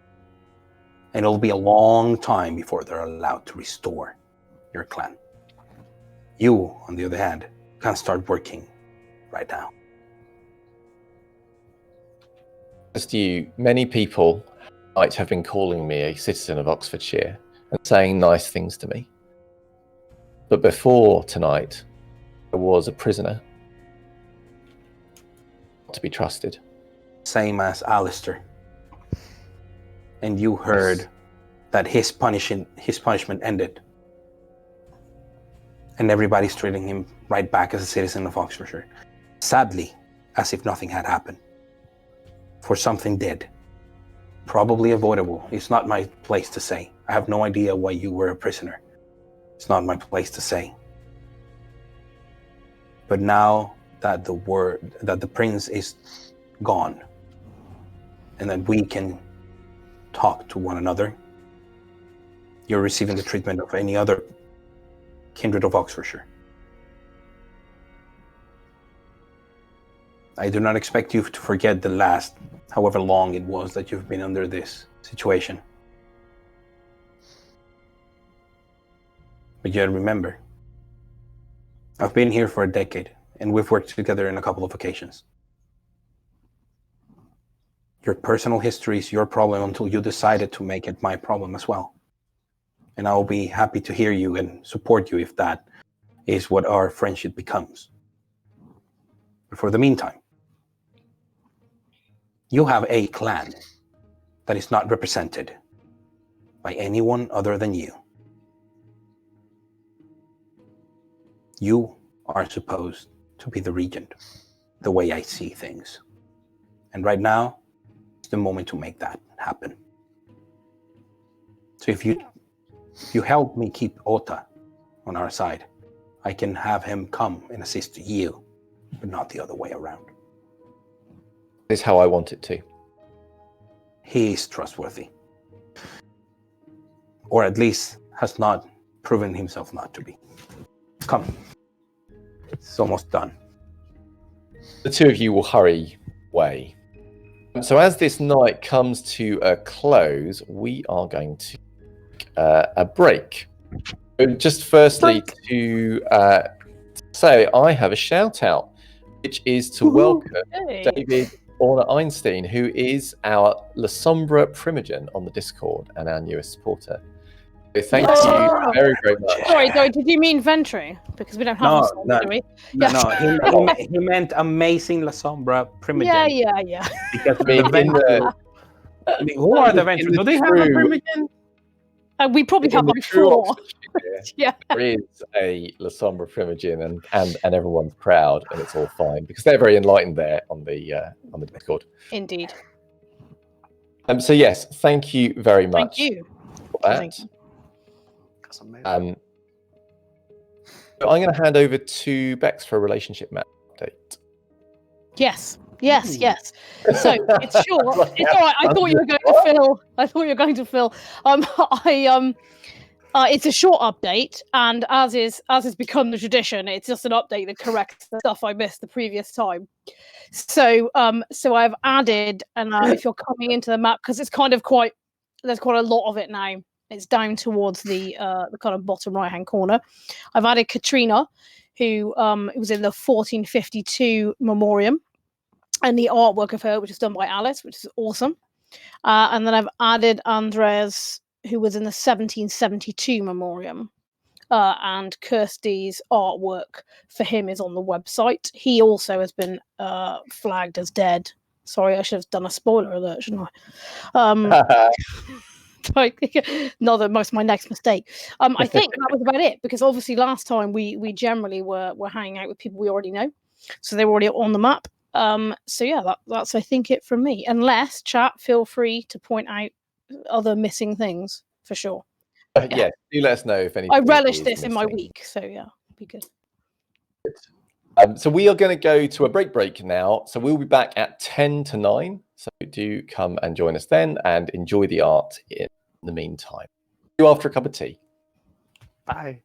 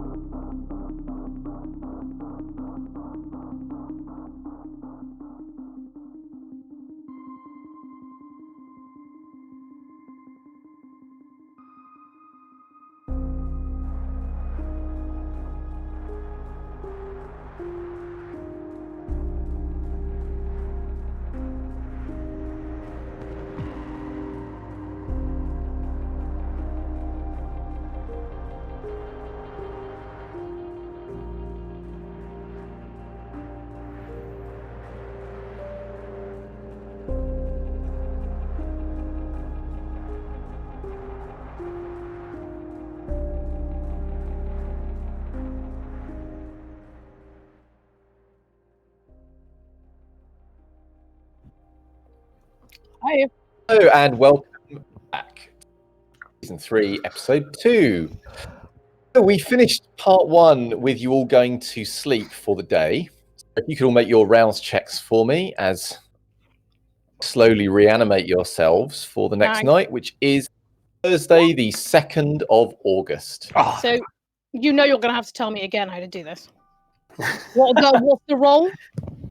Just go to your character sheet, go to the bottom of it. On the bottom left corner, there's a little dice symbol saying rouse. Just click it. All right, thank you. I don't go hungry. And that will just tell you. I don't go hungry either, thank you. You do go hungry, Bex. Okay, good. Well, good to know I'm meeting Wallace with Hunger 3. Oh, Hunger 3's okay. It's 4 when it gets really spicy. Okay, well. All right. So, you all take your own parts of the haven, as is your wont. Are you intending to speak to each other first part of the evening, or are you rushing off to do other things? As early as possible, I want to go see Serenolf. Because now I haven't disobeyed my sire, I can go. Now that it's the beginning of the evening, so I'm getting everything ready, even in my little car. The katana, having the gun with me, the silencer just in case. I will ask you where I'm supposed to be sending people to. What's the rendezvous point? Because I'll be texting Wallace those details. I will tell them to meet probably here. Okay. That's not what I thought you were going to say. This is our public headquarters. This is where we can speak openly. Where it's going to be really weird that a bunch of people, probably with horses, some others with weapons and shit, are walking and talking in the middle of a park. Here they can just go. It's a little out of the way. There's a good garage. We can have open conversations, and this is a known safe haven for the Southern Beam. That's what I'll tell the various people. Yes. I'll leave the fact that because they'll have weird shit, they need to come to our house. Is there a time you are setting for this gathering? Yeah, I am assuming that nightfall is around 7. Oh, I'm afraid not. We're in the middle of August, so by the time you've got 9 out of or bed, 10, right? It's more like 9 o'clock. So, at around 9:30, 10. 10. 10. Okay. Yeah. Ota, everybody. Well, in which case, I text Wallace and Seth very early and head off to Serenolf. Excellent. Okay. What I do you tell Theo I'm doing this. Okay. Right. Did you say you are telling Theo you're doing this? Or not? Yeah.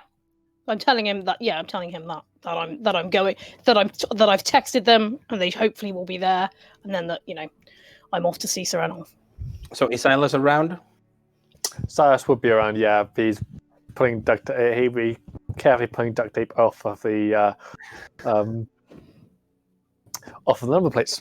Okay. It's like, Silas, did you have a chance to talk to other Proya about this? The chance we just hope we have a meeting tonight. I wasn't unable to get them tomorrow, but Finn, I'll check my phone to see if I've had any message from Finn at any kind of meeting. Yes, you do have a message from on your phone. So open up. Meeting tonight, my place. Did they give a time? Okay, I'm going to be going to see them now. Excellent. If we start going somewhere, it'll be close to 11. I'll have everybody around and then try to pick up on Amago's trail, but try to be here at around 10 or 10:30, like as soon as possible. Go now. I'm keeping you. Sorry about that. Silas, you zoom off on your bike towards Finn's place. Theodore, you will find a message from Isabel, which is a text message that just says, I'm home. Do you need me? I will message her back saying, there's a party in my house. We're gonna go out and visit someone that was not too nice to us last night. Do you and your mom want to come? Well, I would say, do you and grandma want to come? Okay. She will be a delay, and then we got a reply saying, we would like to hear more, and we will come. You say. Okay. Meet you in my place. You can make your mind here. You can.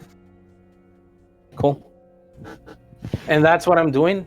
Basically, logistics, making sure that people are contacted and that get here through various text messages or through third parties. I make arrangements for Chen Li to also be given a place at the table when we discuss things. Okay. Let's just make sure that the storyteller has a sense of who's going to be here, or who's invited anyway. Now, obviously, Silas is off to talk to some Bruyere, which we'll come to in a minute. Theodore, you are going to probably talk to Isabel Meliore in a minute before we kick off. And Velvet, you are off to see Sir Enolf. Also, yeah, and then presumably Sir Wallace whenever I'm told where to go. Yeah. Yes, you're also after speaking to Wallace. And also turning up to your place at some point is going to be Ota and possibly Seth and Sir Holder. And if Sir William managed to get a hold of her, Sir Francis. Okay.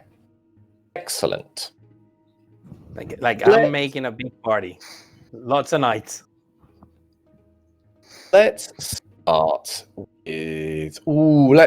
with you, Silas. Okay. You go to this place, which you're very, very familiar with, and there will be a gathering in the kind of converted barn that he has, with the kind of the mismatched couches and the bookcases and the drinks, that kind of business. When you arrive, you will see that some of your kin are there, but not all. Finn is there, obviously. You will also see Sir Kerstag is there. She looks tired. You generally already kind of done with the night. Is pulling her shawl kind of close across her shoulders. So you're pretty sure she doesn't feel the cold at this point. And indeed, it is not cold. It is August. We'll also see Felix, who is, I guess, essentially your uncle in kind of empiric terms. And you will see Druty. You will not see Sir Marta or Sir James at this point. Both are conspicuous by their absence. I will. When you arrive, Yeah. Finn will come to meet you at the door. He will tap you on the shoulder heartily. Right, there you are. Okay. No, but this family meeting must happen. Are Okay. Sir Martha Yeah, and right. Sir Douglas due to arrive soon? Not afraid. James has not yet. Well, he has taken some time to himself. Has not yet responded on the matter, and I understand that. Well, come in. We'll talk about it. He'll beckon you inside. Druty will be perched on one of the chairs. He does not look comfortable or relaxed. Sir Kerstag is pacing, and we'll see, which is kind of unlike her.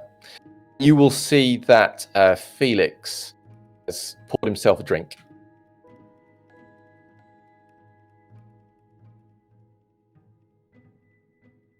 And says,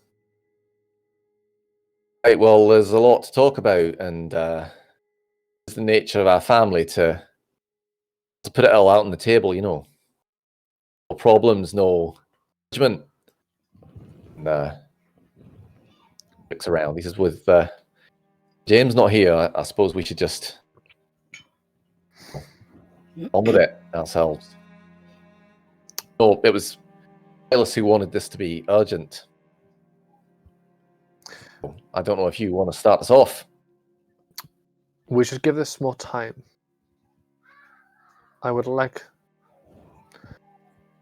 to give those who are not present the chance to be present for this. Kirstex says, aye, but you've made your mind up, haven't you?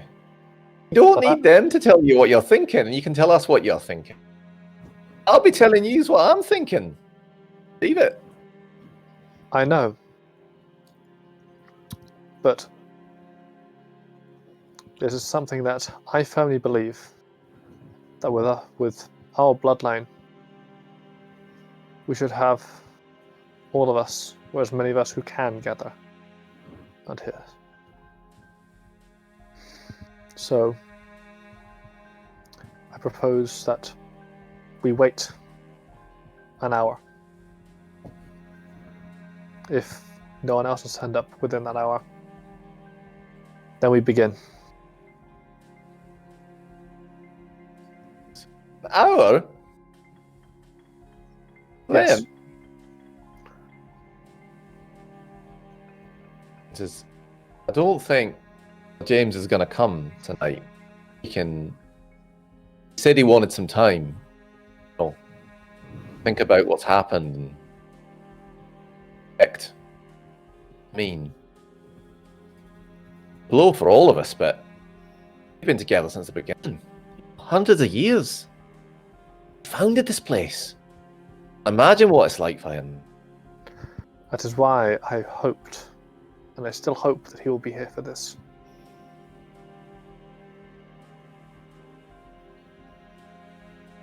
The stag mutters herself. Are you just intending to kind of sit out the hour? Pretty much. As the time begins to tick, the stag's mutterings grow louder. It's an odd gathering because normally, of course, there'll be like small talk and chatter, but it feels inappropriate in a sense that to happen. After a while, Felix says, I understand that we wish to respect those who are not here yet, but I don't feel that my position is going to change whether they're here or not.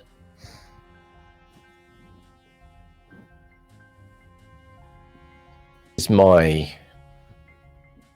feeling that our prince has been slain. That means Aina has taken power. Prince, only a prince as long as everyone else calls them so. If we do not call her prince, then she will not be prince for long.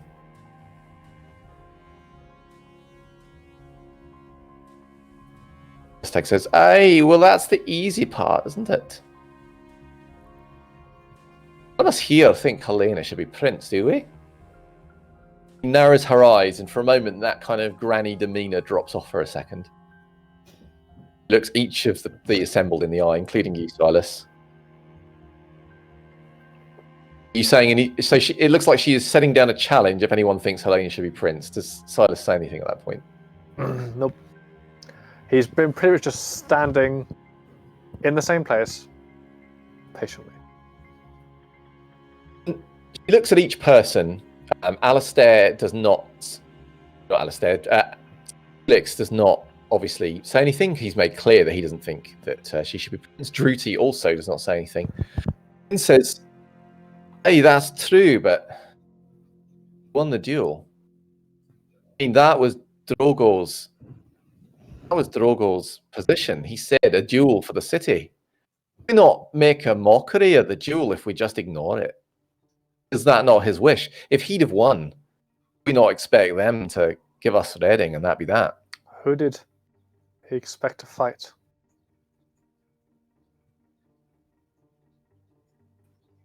Stag says, "Aye, Finn. Who did he expect to fight?"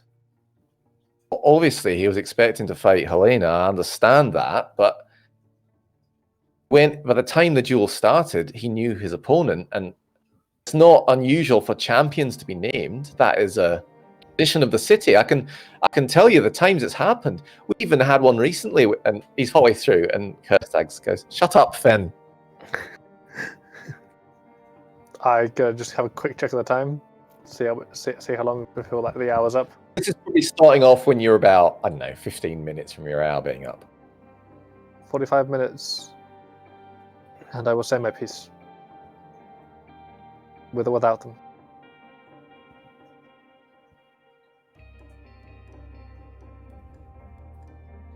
Stag. Question is not whether it should be Helena. The question is who will take Gogo's place. Probably there can only be one answer.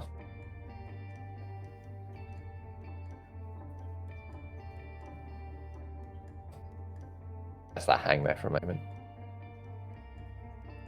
She says, "Do I need to say it out loud? Do we all agreed already?" And Alex says, "It has to be Sir James, of course. He is the only founding knight that remains who is strong enough to hold the city." Stag nods. "Hey, James, whilst he's thinking about it, we need to make it happen."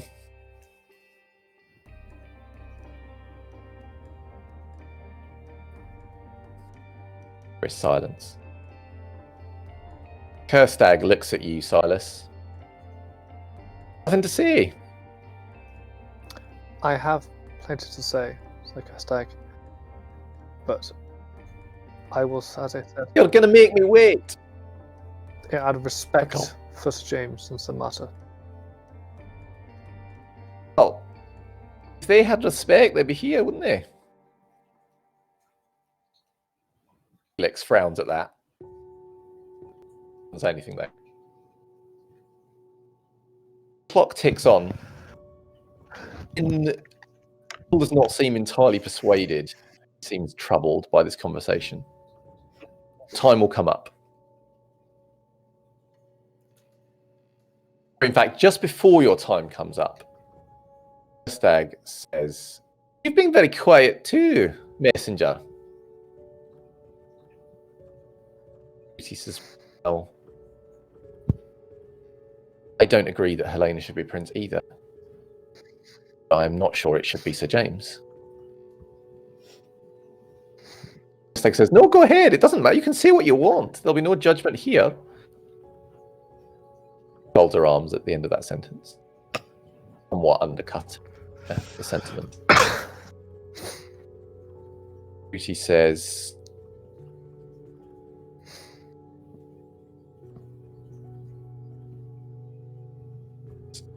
"Drogo held Oxfordshire for a long time, and his line also contains a founding knight. And Sir William has always been involved in the running of the city, and is, I think, another place that we should consider." Felix says, "No, he is not strong enough. Not anymore. At least that's what Sir Marta's told me."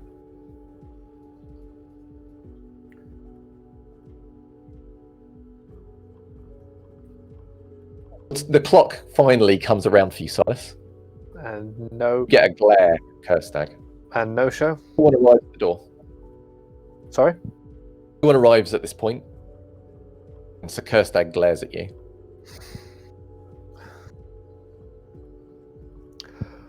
I, Silas Shaw, child of Finn Douglas, child of Sir Kerstag, Knight of Hey, Oxfordshire, we know who you're a child of. We're right here. Get child on of with it. James Douglas, Knight and founder of Oxfordshire. Do swear to serve my lord and prince, Slogo de Berenthian, and never the beast. To commit no deed that brings shame upon myself, my blood, or the domain of Oxfordshire. To fear God and his church. To allow no false words to pass between myself and my brothers. May this oath bind me to Oxfordshire and its prince now and forevermore. That is the oath that I swore. A decade ago. An oath I have tried night by night to uphold. Last night should have been an evening of celebration. The Toreador welcomed back fully as they should be into Oxford. Instead, we are cut from those we had granted hospitality to, those who dined our prince, those who broke bread with our prince, knowing that that was their enemy, that they were going to kill our prince. They came in under good faith, and they threw that like dirt in our faces. That breaches the laws of the Camarilla as a whole, which they abide by. They have no honor. So,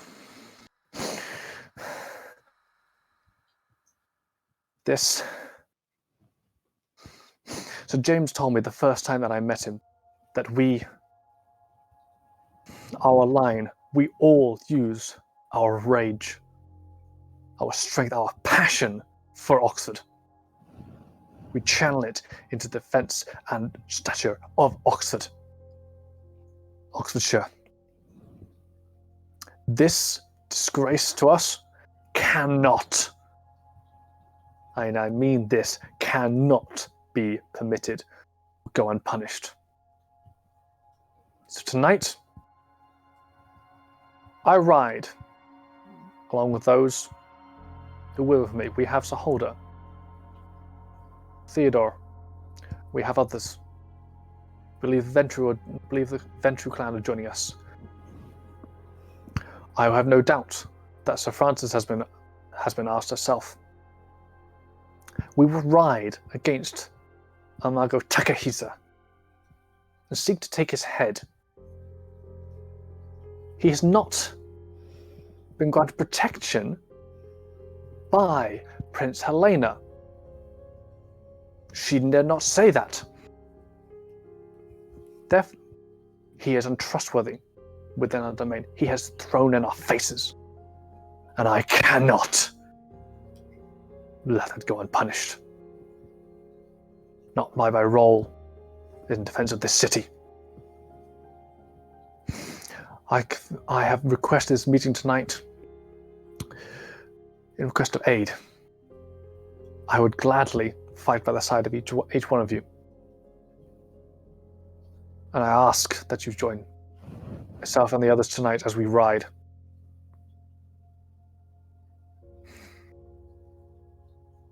Hey, so this sounds to me like a rousing speech. Yeah. And it sounds to me like a charisma and leadership women are trying to inspire your classmates. Sorry? I don't have any leadership. It's fine. So it will be a charisma roll. However, I will give you a bonus dice for invoking the oath. Here's my no second attribute. Let me know if you. Okay. Well, sorry, persuasion, perhaps. No, I feel like it's leadership more than. Oh yes, because it's a group, not an individual. He's trying to be like, we ride. Come on, yeah. Yep. So 1. Are you rousing or are you spending willpower?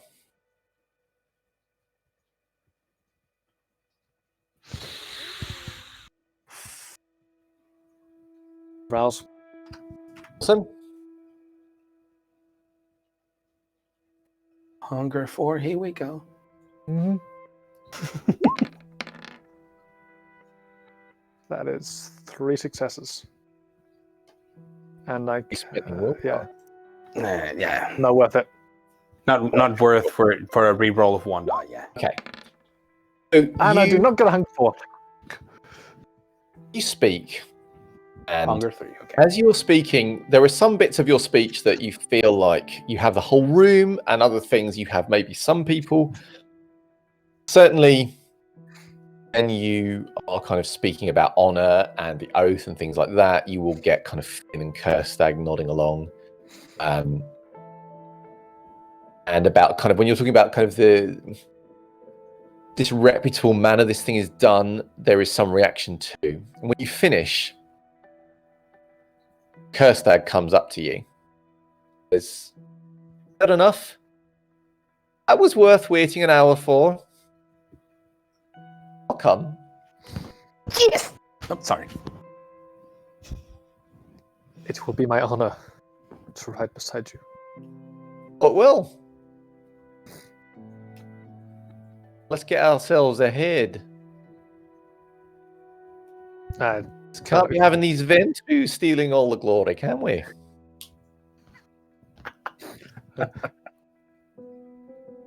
And with that, she will begin shuffling towards the exit.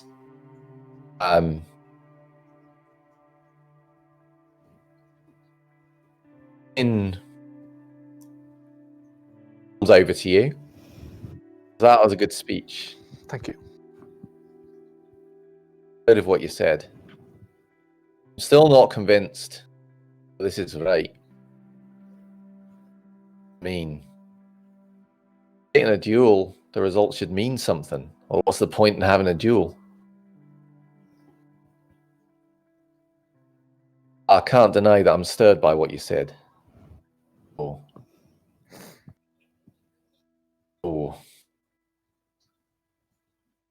I'll come with you. Thank you.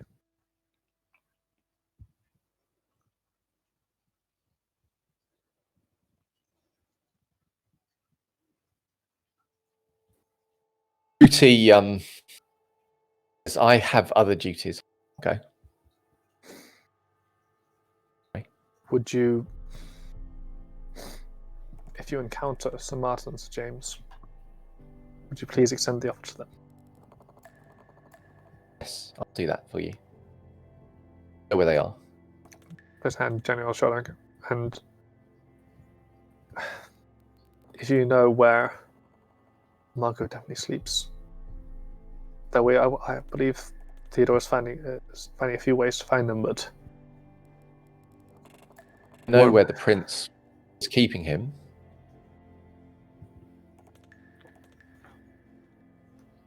I would not normally divulge that information, for it would go against my pledge when I took this position. Well, given the circumstances, I think this one time would not. thank you. He'll give you an address. You'll see is in the north of Oxfordshire. North. Good. And it looks like some kind of, it looks like a hotel. You can see. He will say to you, there's no one staying there that was not part of his entourage. I mean, apart from the staff, of course. Should things become violent? I know. We would try. I would try. Thank you.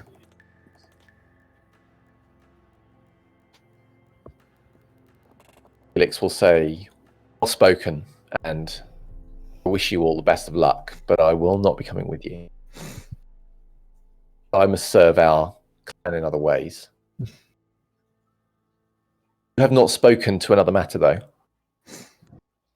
Clear you do not respect Prince Helena. Who would you see? Place her.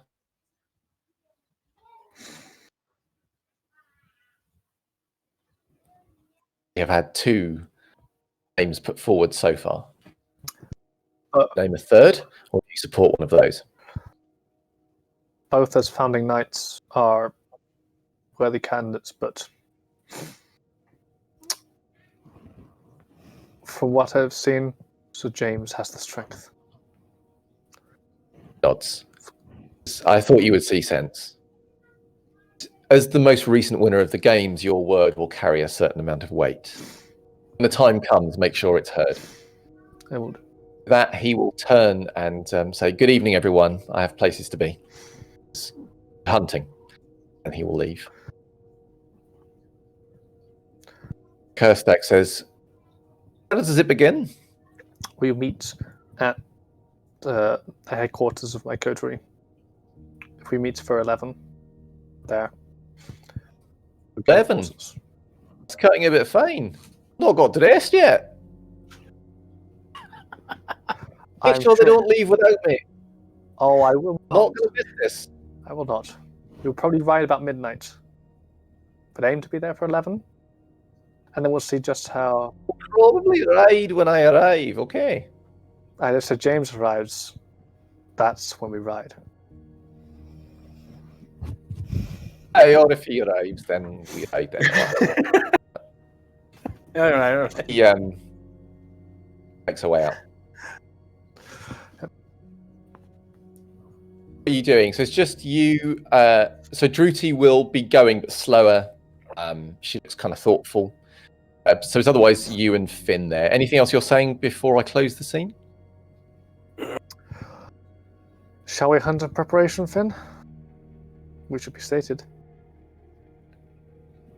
Aye, we should. At least to a comfortable level. Let's go and hunt. You set off, assumably, to do that. Yep, to hunt. While in another part of town, of it is heading off to see Sir Enolf. Yep. So you've not been to Sir Enolf's home before. Nope. It is a grand old home. Very impressive gardens. I approve. Feels a little bit like no one's lived here in a long time when you first approach it. It's just a sort of weirdly hollow and empty feeling about the place. Okay. It's a very still and slightly humid evening. A little bit overcast.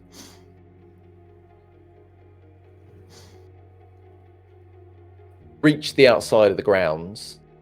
Yeah. Everyone comes to meet you. Gate is very slightly open. Okay. I mean, this is probably not the right thing to do, but I look around for like a, intercom. Because that's what I'd expect to see on the gate. No, sure, okay. Why would there be? intercom. So I will go through the gate and walk up the drive. Okay. I don't know kind of what is along the drive, but if it's in any way obscured, then I'll try to make myself visible. But otherwise, I'll just, carry on. I mean, things are slightly overgrown here. Right, okay. If you want to approach without being seen, you can do that. No. If you wish to be visible, Yes, yeah. Very easy to do as well, because it will take effort to obscure yourself. Fine, okay, yeah. You walk. Yeah. It feels weirdly like you're alone. You walk, it feels like you're coming to an empty place, as I say.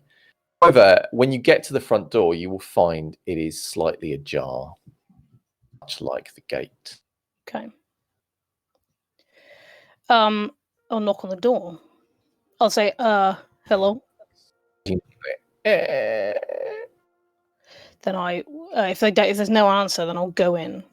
Is there any sign of life, unlife, or movement, or light? Yeah, is there any sign of anything anywhere? Nothing immediate. You find yourself in quite a grand hallway. Like smell of dust. Yeah. However, the dust, not like there's thick dust on the floor or anything. It just smells a little bit musty in this place. Yeah. Okay. And you smell something that kind of undercuts the must. It's not a strong smell, but it's a smell that you instantly recognize, especially because you're kind of on hunger 3, right? Yeah.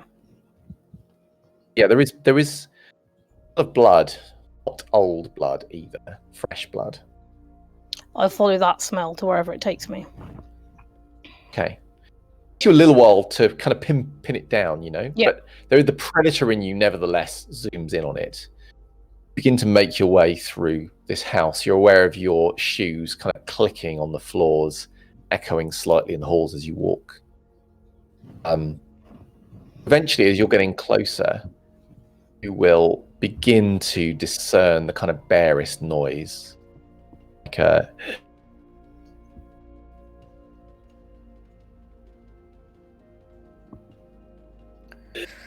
coming from a nearby room just off the hall. Okay. So, can I go, whatever the room is that I think this is coming from? I want to kind of put my head around the door slowly to see what I can see. When you I should say there are not many lights on in this place. Okay. Brilliantly lit. But there is the odd light on here and there. This room is not lit. There is a light switch, however. Are you flicking it on? I can't see anyone in here. At the moment, you can make out something. You think there is a person on the floor. Okay. You can't make out much more detail on that.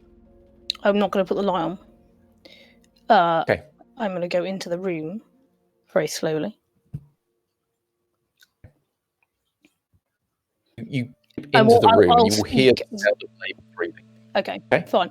So I'll try to keep my voice quiet and low. Actually, before I speak, so my intention is to walk into the room, and if at some point I can discern that this is Sir Ranulph, I will sit or kneel on the floor next to him. But if I don't think it's him, then it's a different thing that I'll do. Sure. But you get fairly close, become convinced is not Sir Ranulph. Because think about the blood, the smell of it. It's not. You don't think this is human blood, an old vampire's blood. And also, although your eyes are slowly adjusting, you're pretty sure that the legs that you can see are not Sir Ranulph. You see as well, again, you can't make out details, but it looks like they're missing a shoe. The shoe that you can see looks quite smart. But there's nobody else in here? Not that you can see in this light. Okay. But if are you taking time to try and ascertain that? Yeah, because I'm assuming that the person on the floor is not the source of the sound I can hear. You will gradually come to realise that this is some kind of storeroom, perhaps. Okay. And there is a second person in here. They are not making any noise. The breathing is coming from the first person that you saw. Laboured, weak breathing.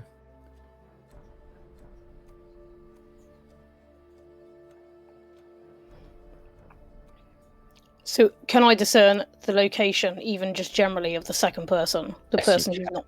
Okay. Are you going to try and find them in the dark, the second person? Yeah. Okay. You're going to be feeling your way if you're not using the light. Well, at this point, I think I'll speak. Okay. What are you going to say? So I'll say...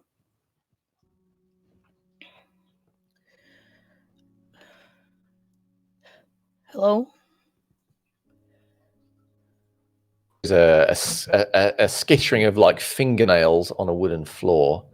As the person, the labour breathing, you think they're trying to move. They're trying to react to the sound. I'll say, it's all right. I'm not here to cause anyone any harm.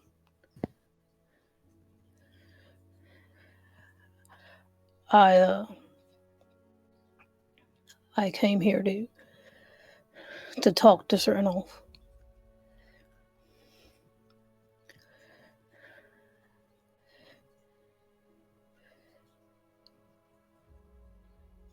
I'll at this point, if I'm near enough, can I kneel down by the side of the breathing, whoever's speaking?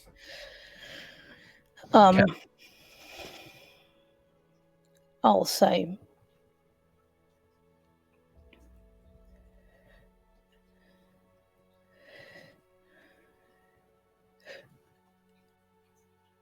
there is an intention this evening from the citizens of Oxfordshire to take action against the one who so grievously wronged our prince. How close are you to this person, by the way? I mean, by the side of them. Okay. So they will, with a weak hand, try and grip your arm. Okay, I'll take hold of their hand. Get the impression So- that they're trying to speak, but it's very hard to make out what they're saying. Okay. Air does not seem to be traveling properly through their lungs as they speak. I'll address the other shape in the room, the other person, whoever that is. Okay. And I'll say,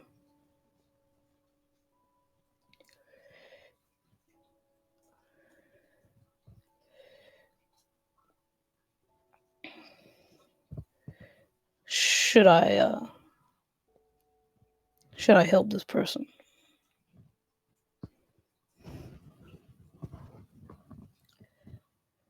Weir's feeling I can't. is, Yep.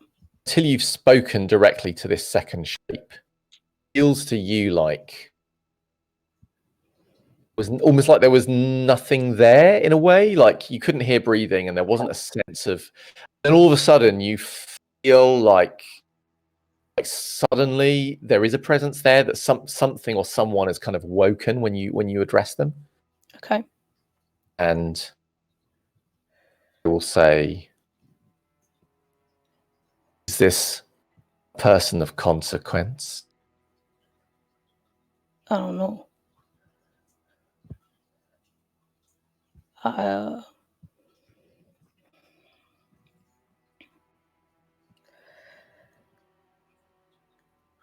thought perhaps you would tell me.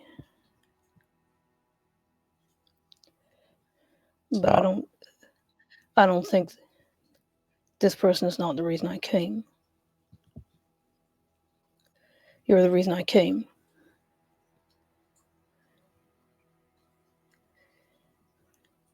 Sir, I would not have disturbed you. But I know that for myself, if I had been wronged in the manner in which you have been wronged, then I would rage across the world to defend what I believed in and what is right. Yes. Yes, this is true. You have spoken to the heart of it.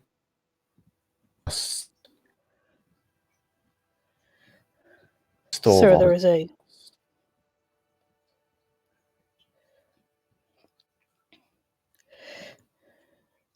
Sir, in an hour or so from now, a group from Oxford will find Imago Takahisa and pay him a visit. And Sir, well, it struck me that you might desire to meet with him as well, such that you could give him your personal opinion on the matter of the events of last night.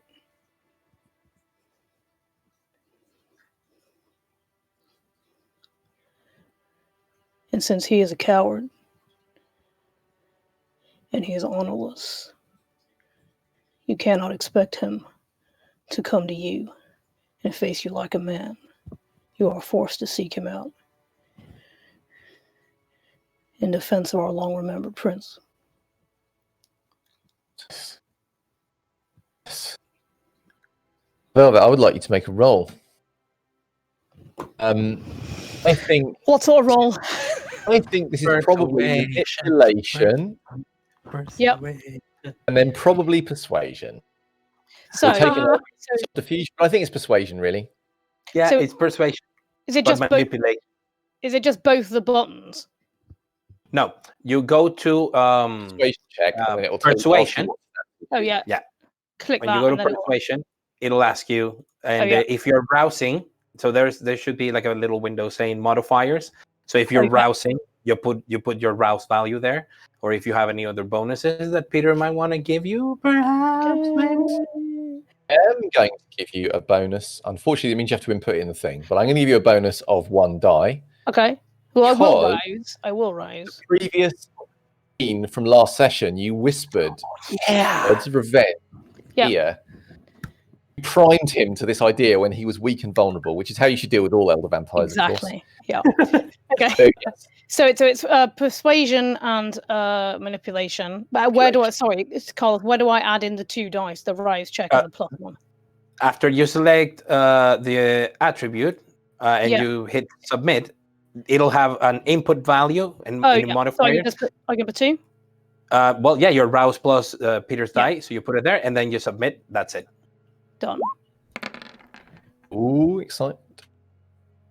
So you can spend Do you willpower want- to re-roll if you wish. Mm-hmm. Yep. Okay. How do I do that? You can Just make the roll re-roll. again. No, if you go to willpower, if you see the track, there is a WP re-roll, and you have 3 re-rollable dice. So you just hit willpower re-roll. It'll ask you how many dice you will re-roll. It has 3 by default. Just submit that. Yeah, And we're then all mark on your sheet a little bit of education at the same time as role playing, which I like. That's a total of 5 successes, Peter. Okay. Thank you. So Enolf is my blood. Yes, sir. Oh. Not anything but speak if I asked your question. Of course, sir. I have a question for you. You are right. That must end this dishonorable act. Here's the blood of the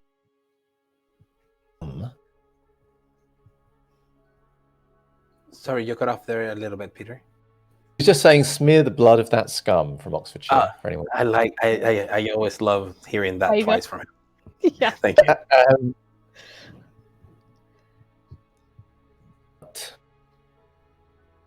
I'm told by someone I trust that this city will go up in flames now. Ogo has done.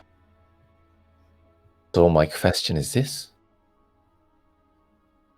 When the fire starts, should I take it to these traitors, see that they burn, so I go to the ones that I love, save them from the.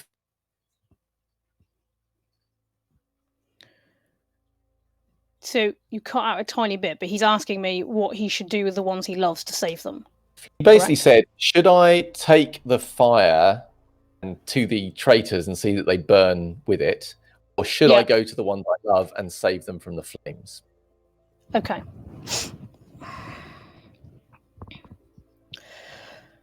I'll say, well, sir, I don't pretend to know anything about your situation. But if you ask me, and if you want God's truth, then love is all that matters in this world. It's the only thing that's eternal, right?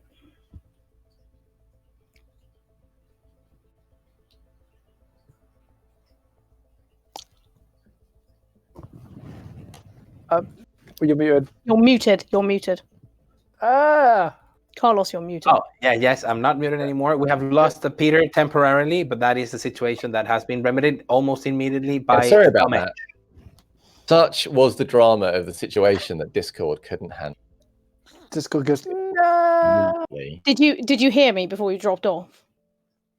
I certainly heard Velvet talking about love is all that matters. It's what you. Okay. Yeah. I think I just said it was eternal or something. Yes. Yeah. He will say, "It is." What's your name? Velvet Riley, sir.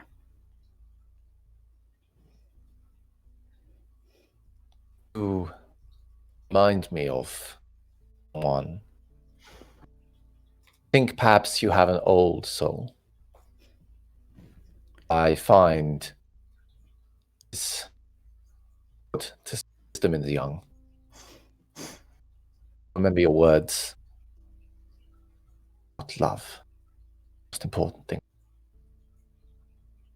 He gets up, and you're obviously sort of this other body. Yep. He kind of steps over you both as if you weren't even there. Walks out. Okay. Right.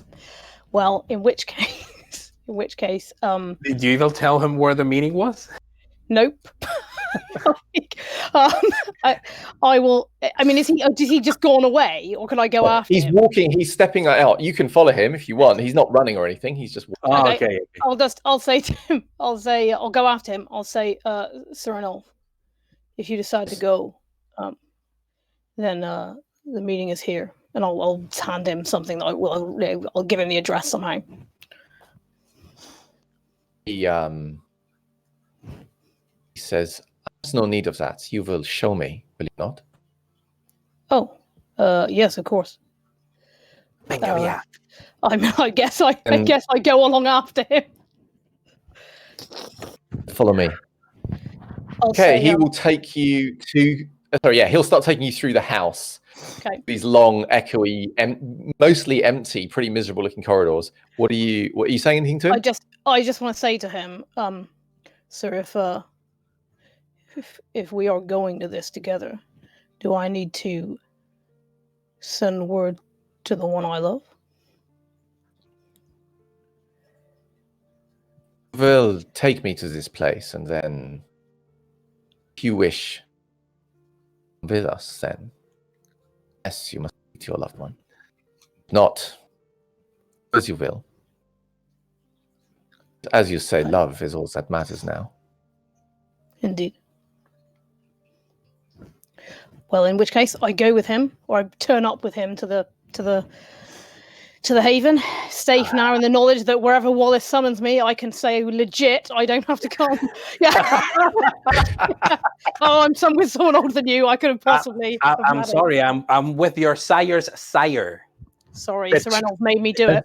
Yeah. As you are moving through the corridors with him, and you will occasionally pass through areas of the halls that are lit, that lights have been left on, you will see there are bloodstains on his shirt, and there is blood on his mouth, and he seems completely unconcerned by this.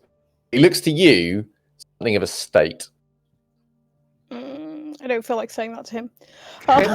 Reasonable. Yeah. Okay. I mean, if we're going outside, then I think You are going out the back of the house by the look of it. Okay, fine.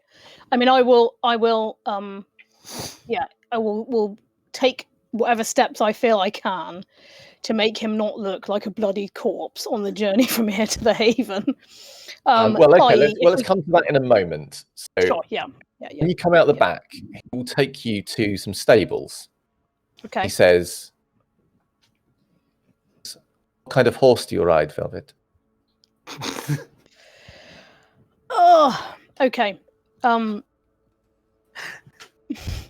Gotta love it. Is it reasonable to assume I could have ridden a horse in my lifetime? Yeah. Yes. Because It's reasonable to assume you could have ridden a horse because of the kind of upbringing you've had. Yeah. However, I'm assuming that you do not have the ride skill. or any kind of I don't animal think it pen. exists on the sheet, actually. I don't know, because What we will say for now is that, yes, you Yeah. can ride a horse in Yeah. a kind of really basic manner, but if there was some kind of... It's true, I don't have animal chem. So I will give him whatever answer I think I can. I'll suggest. Yeah, Velvet's ridden the horse Right, and he's good okay. at lying. Yeah. You can swag it. Yep. Okay, he will lead some horses out from the stable. They're grand and impressive. You've seen horses; they look like good horses. They are perhaps a little lean to your eye, but apart from that, they are impressive. Okay. I will desperately try to remember everything I can about the last time I rode a horse, because I You have kind of like weird memories of your father taking you out to ride on some family holiday and things like that. Because that's what his father did, and so on and so forth. I have a creeping, growing fear that he's going to get on this horse and gallop away, and I'm going to be left for dust. Yeah, but I'm going to try and style it out. So your fear looks like it's going to be realised, and he looks like he's about to kind of charge off, but then he pauses and looks to you and says, "So, I presume that I can get on the horse." Yeah, you can get on the horse.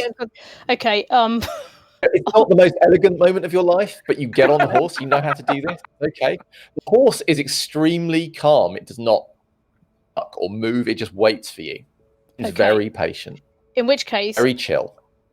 I try to set off for a route to the haven that goes through the fields and not along the roads.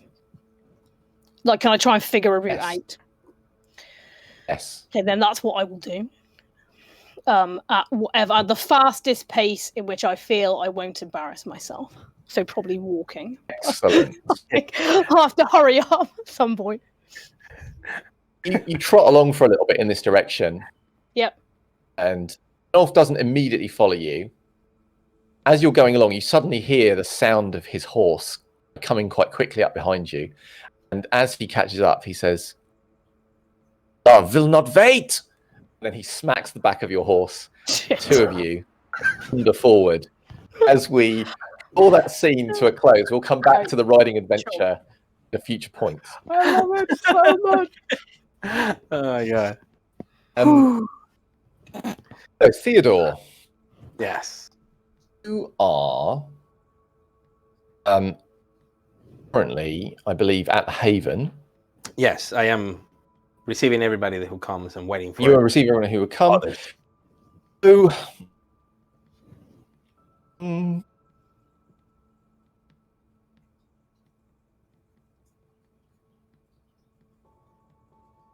basically, actually, one of the first set of people to arrive will, in fact, be Isabel and Meliore. Excellent. I wanted to speak to them, so they will come. If they are Assume you will receive them somewhere. Yeah. I received them myself, and if they're the first ones to arrive, I say perfect. We must not delay. I should say they are not the first to arrive. The first to arrive. Sorry, there is someone that gets there. My mistake before them, and that is Sir Holder. Oh, Sir Holder. Okay, I received her. I see her through. Does she come? Did she come with her horse or foot or driving? I assume horse.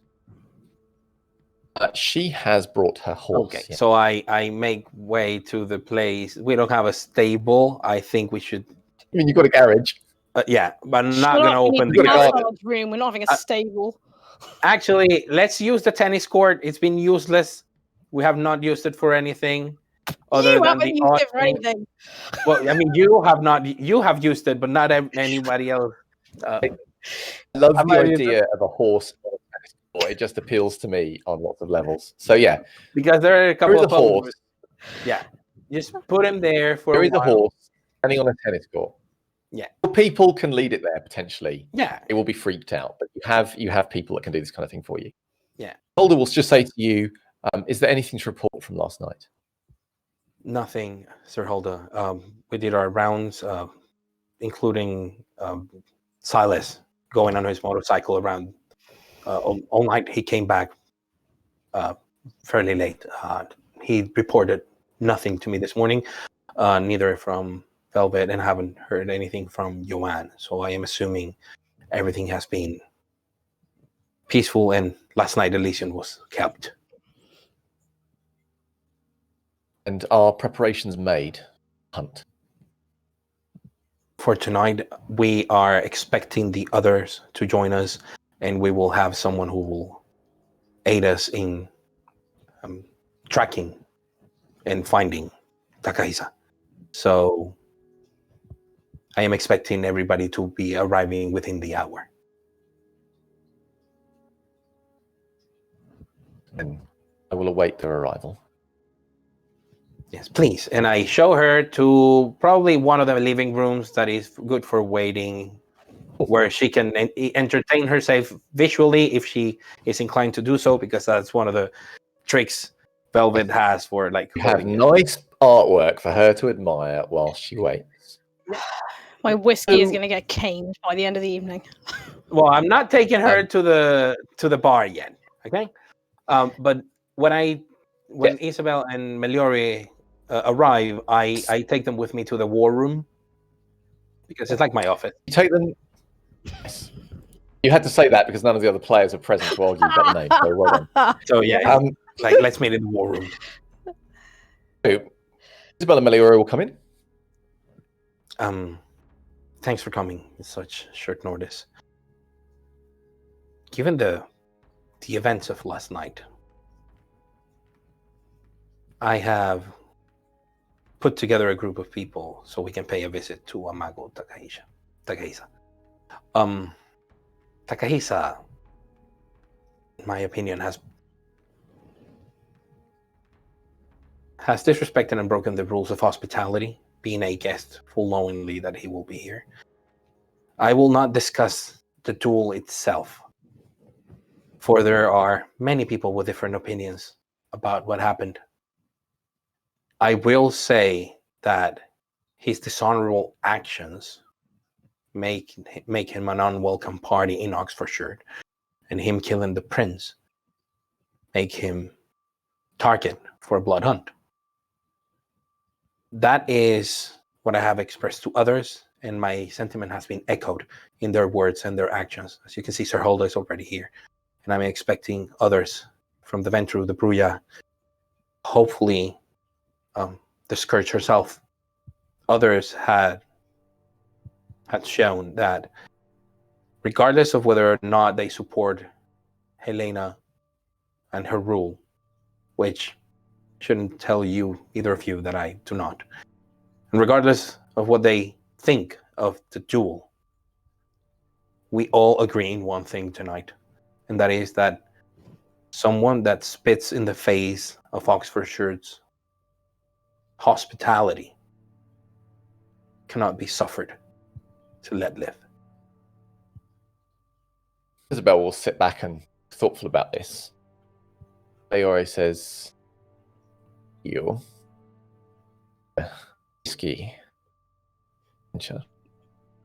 you, it is wise." It is the only moment in which I believe we will be able to punish Takahisa for many years to come. He is outside of his domain. He is weak. He is injured. If he goes back to Tokyo and we do nothing about it, the message that Oxfordshire sends is that of weakness, of submission to Helena and her rule, and total acceptance of the actions of Amago. This has implications, and this can potentially stir the fires of chaos in the domain. And I look at Isabel as if I could telepathically say she should know about Amago Spoon. Like, Isabel says, "This is a very dangerous time for us.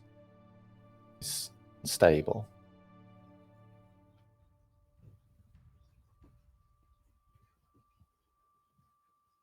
We would place ourselves at great risk if we go after Amago now." yes, but we will be. I'm not saying we other- should not. Leore will say, "We must be strong for what comes. We wish to risk our strength, our here. Amago is dying. He's weak. He's run away for a year. But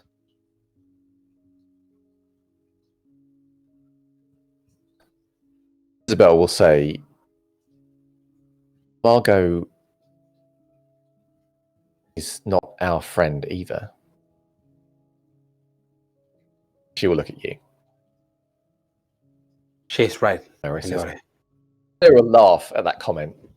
What's... Yeah.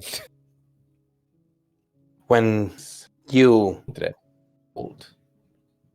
Sorry? You cut there. I couldn't hear the Just last... says he is kindred, he is old. Yes, but he's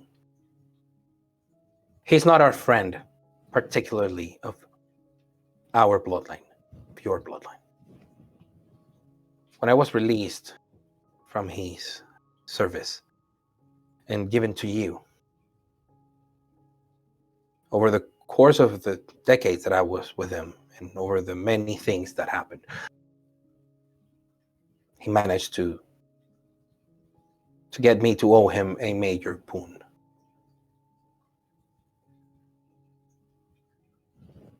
Nothing came of it until he arrived, and he expected me to cash in that boon. He wanted to collect.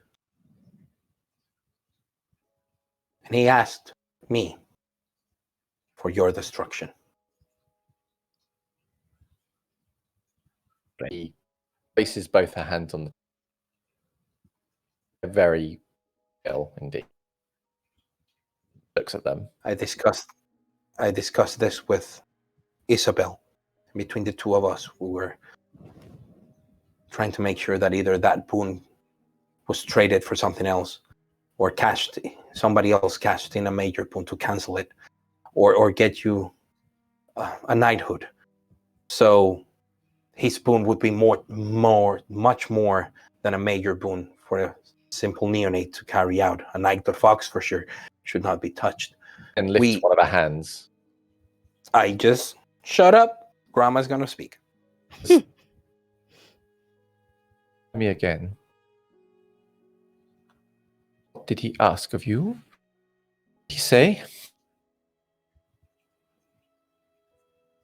He said that sometimes a weapon can be useful in a conflict. But then when that use is done, that weapon must be discarded. So his boon was for me to bring final death upon you. There was no doubt on the nature of the boon. No misinterpretation whatsoever. Does the keeper know of him? No. And I am unsure, like I've never placed that boon in Japan. I haven't not placed it here in Oxfordshire either. Will teach Amago to after his weapon.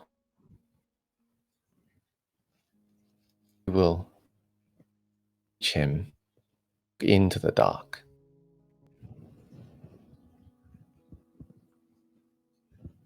Will you join us, Isabel?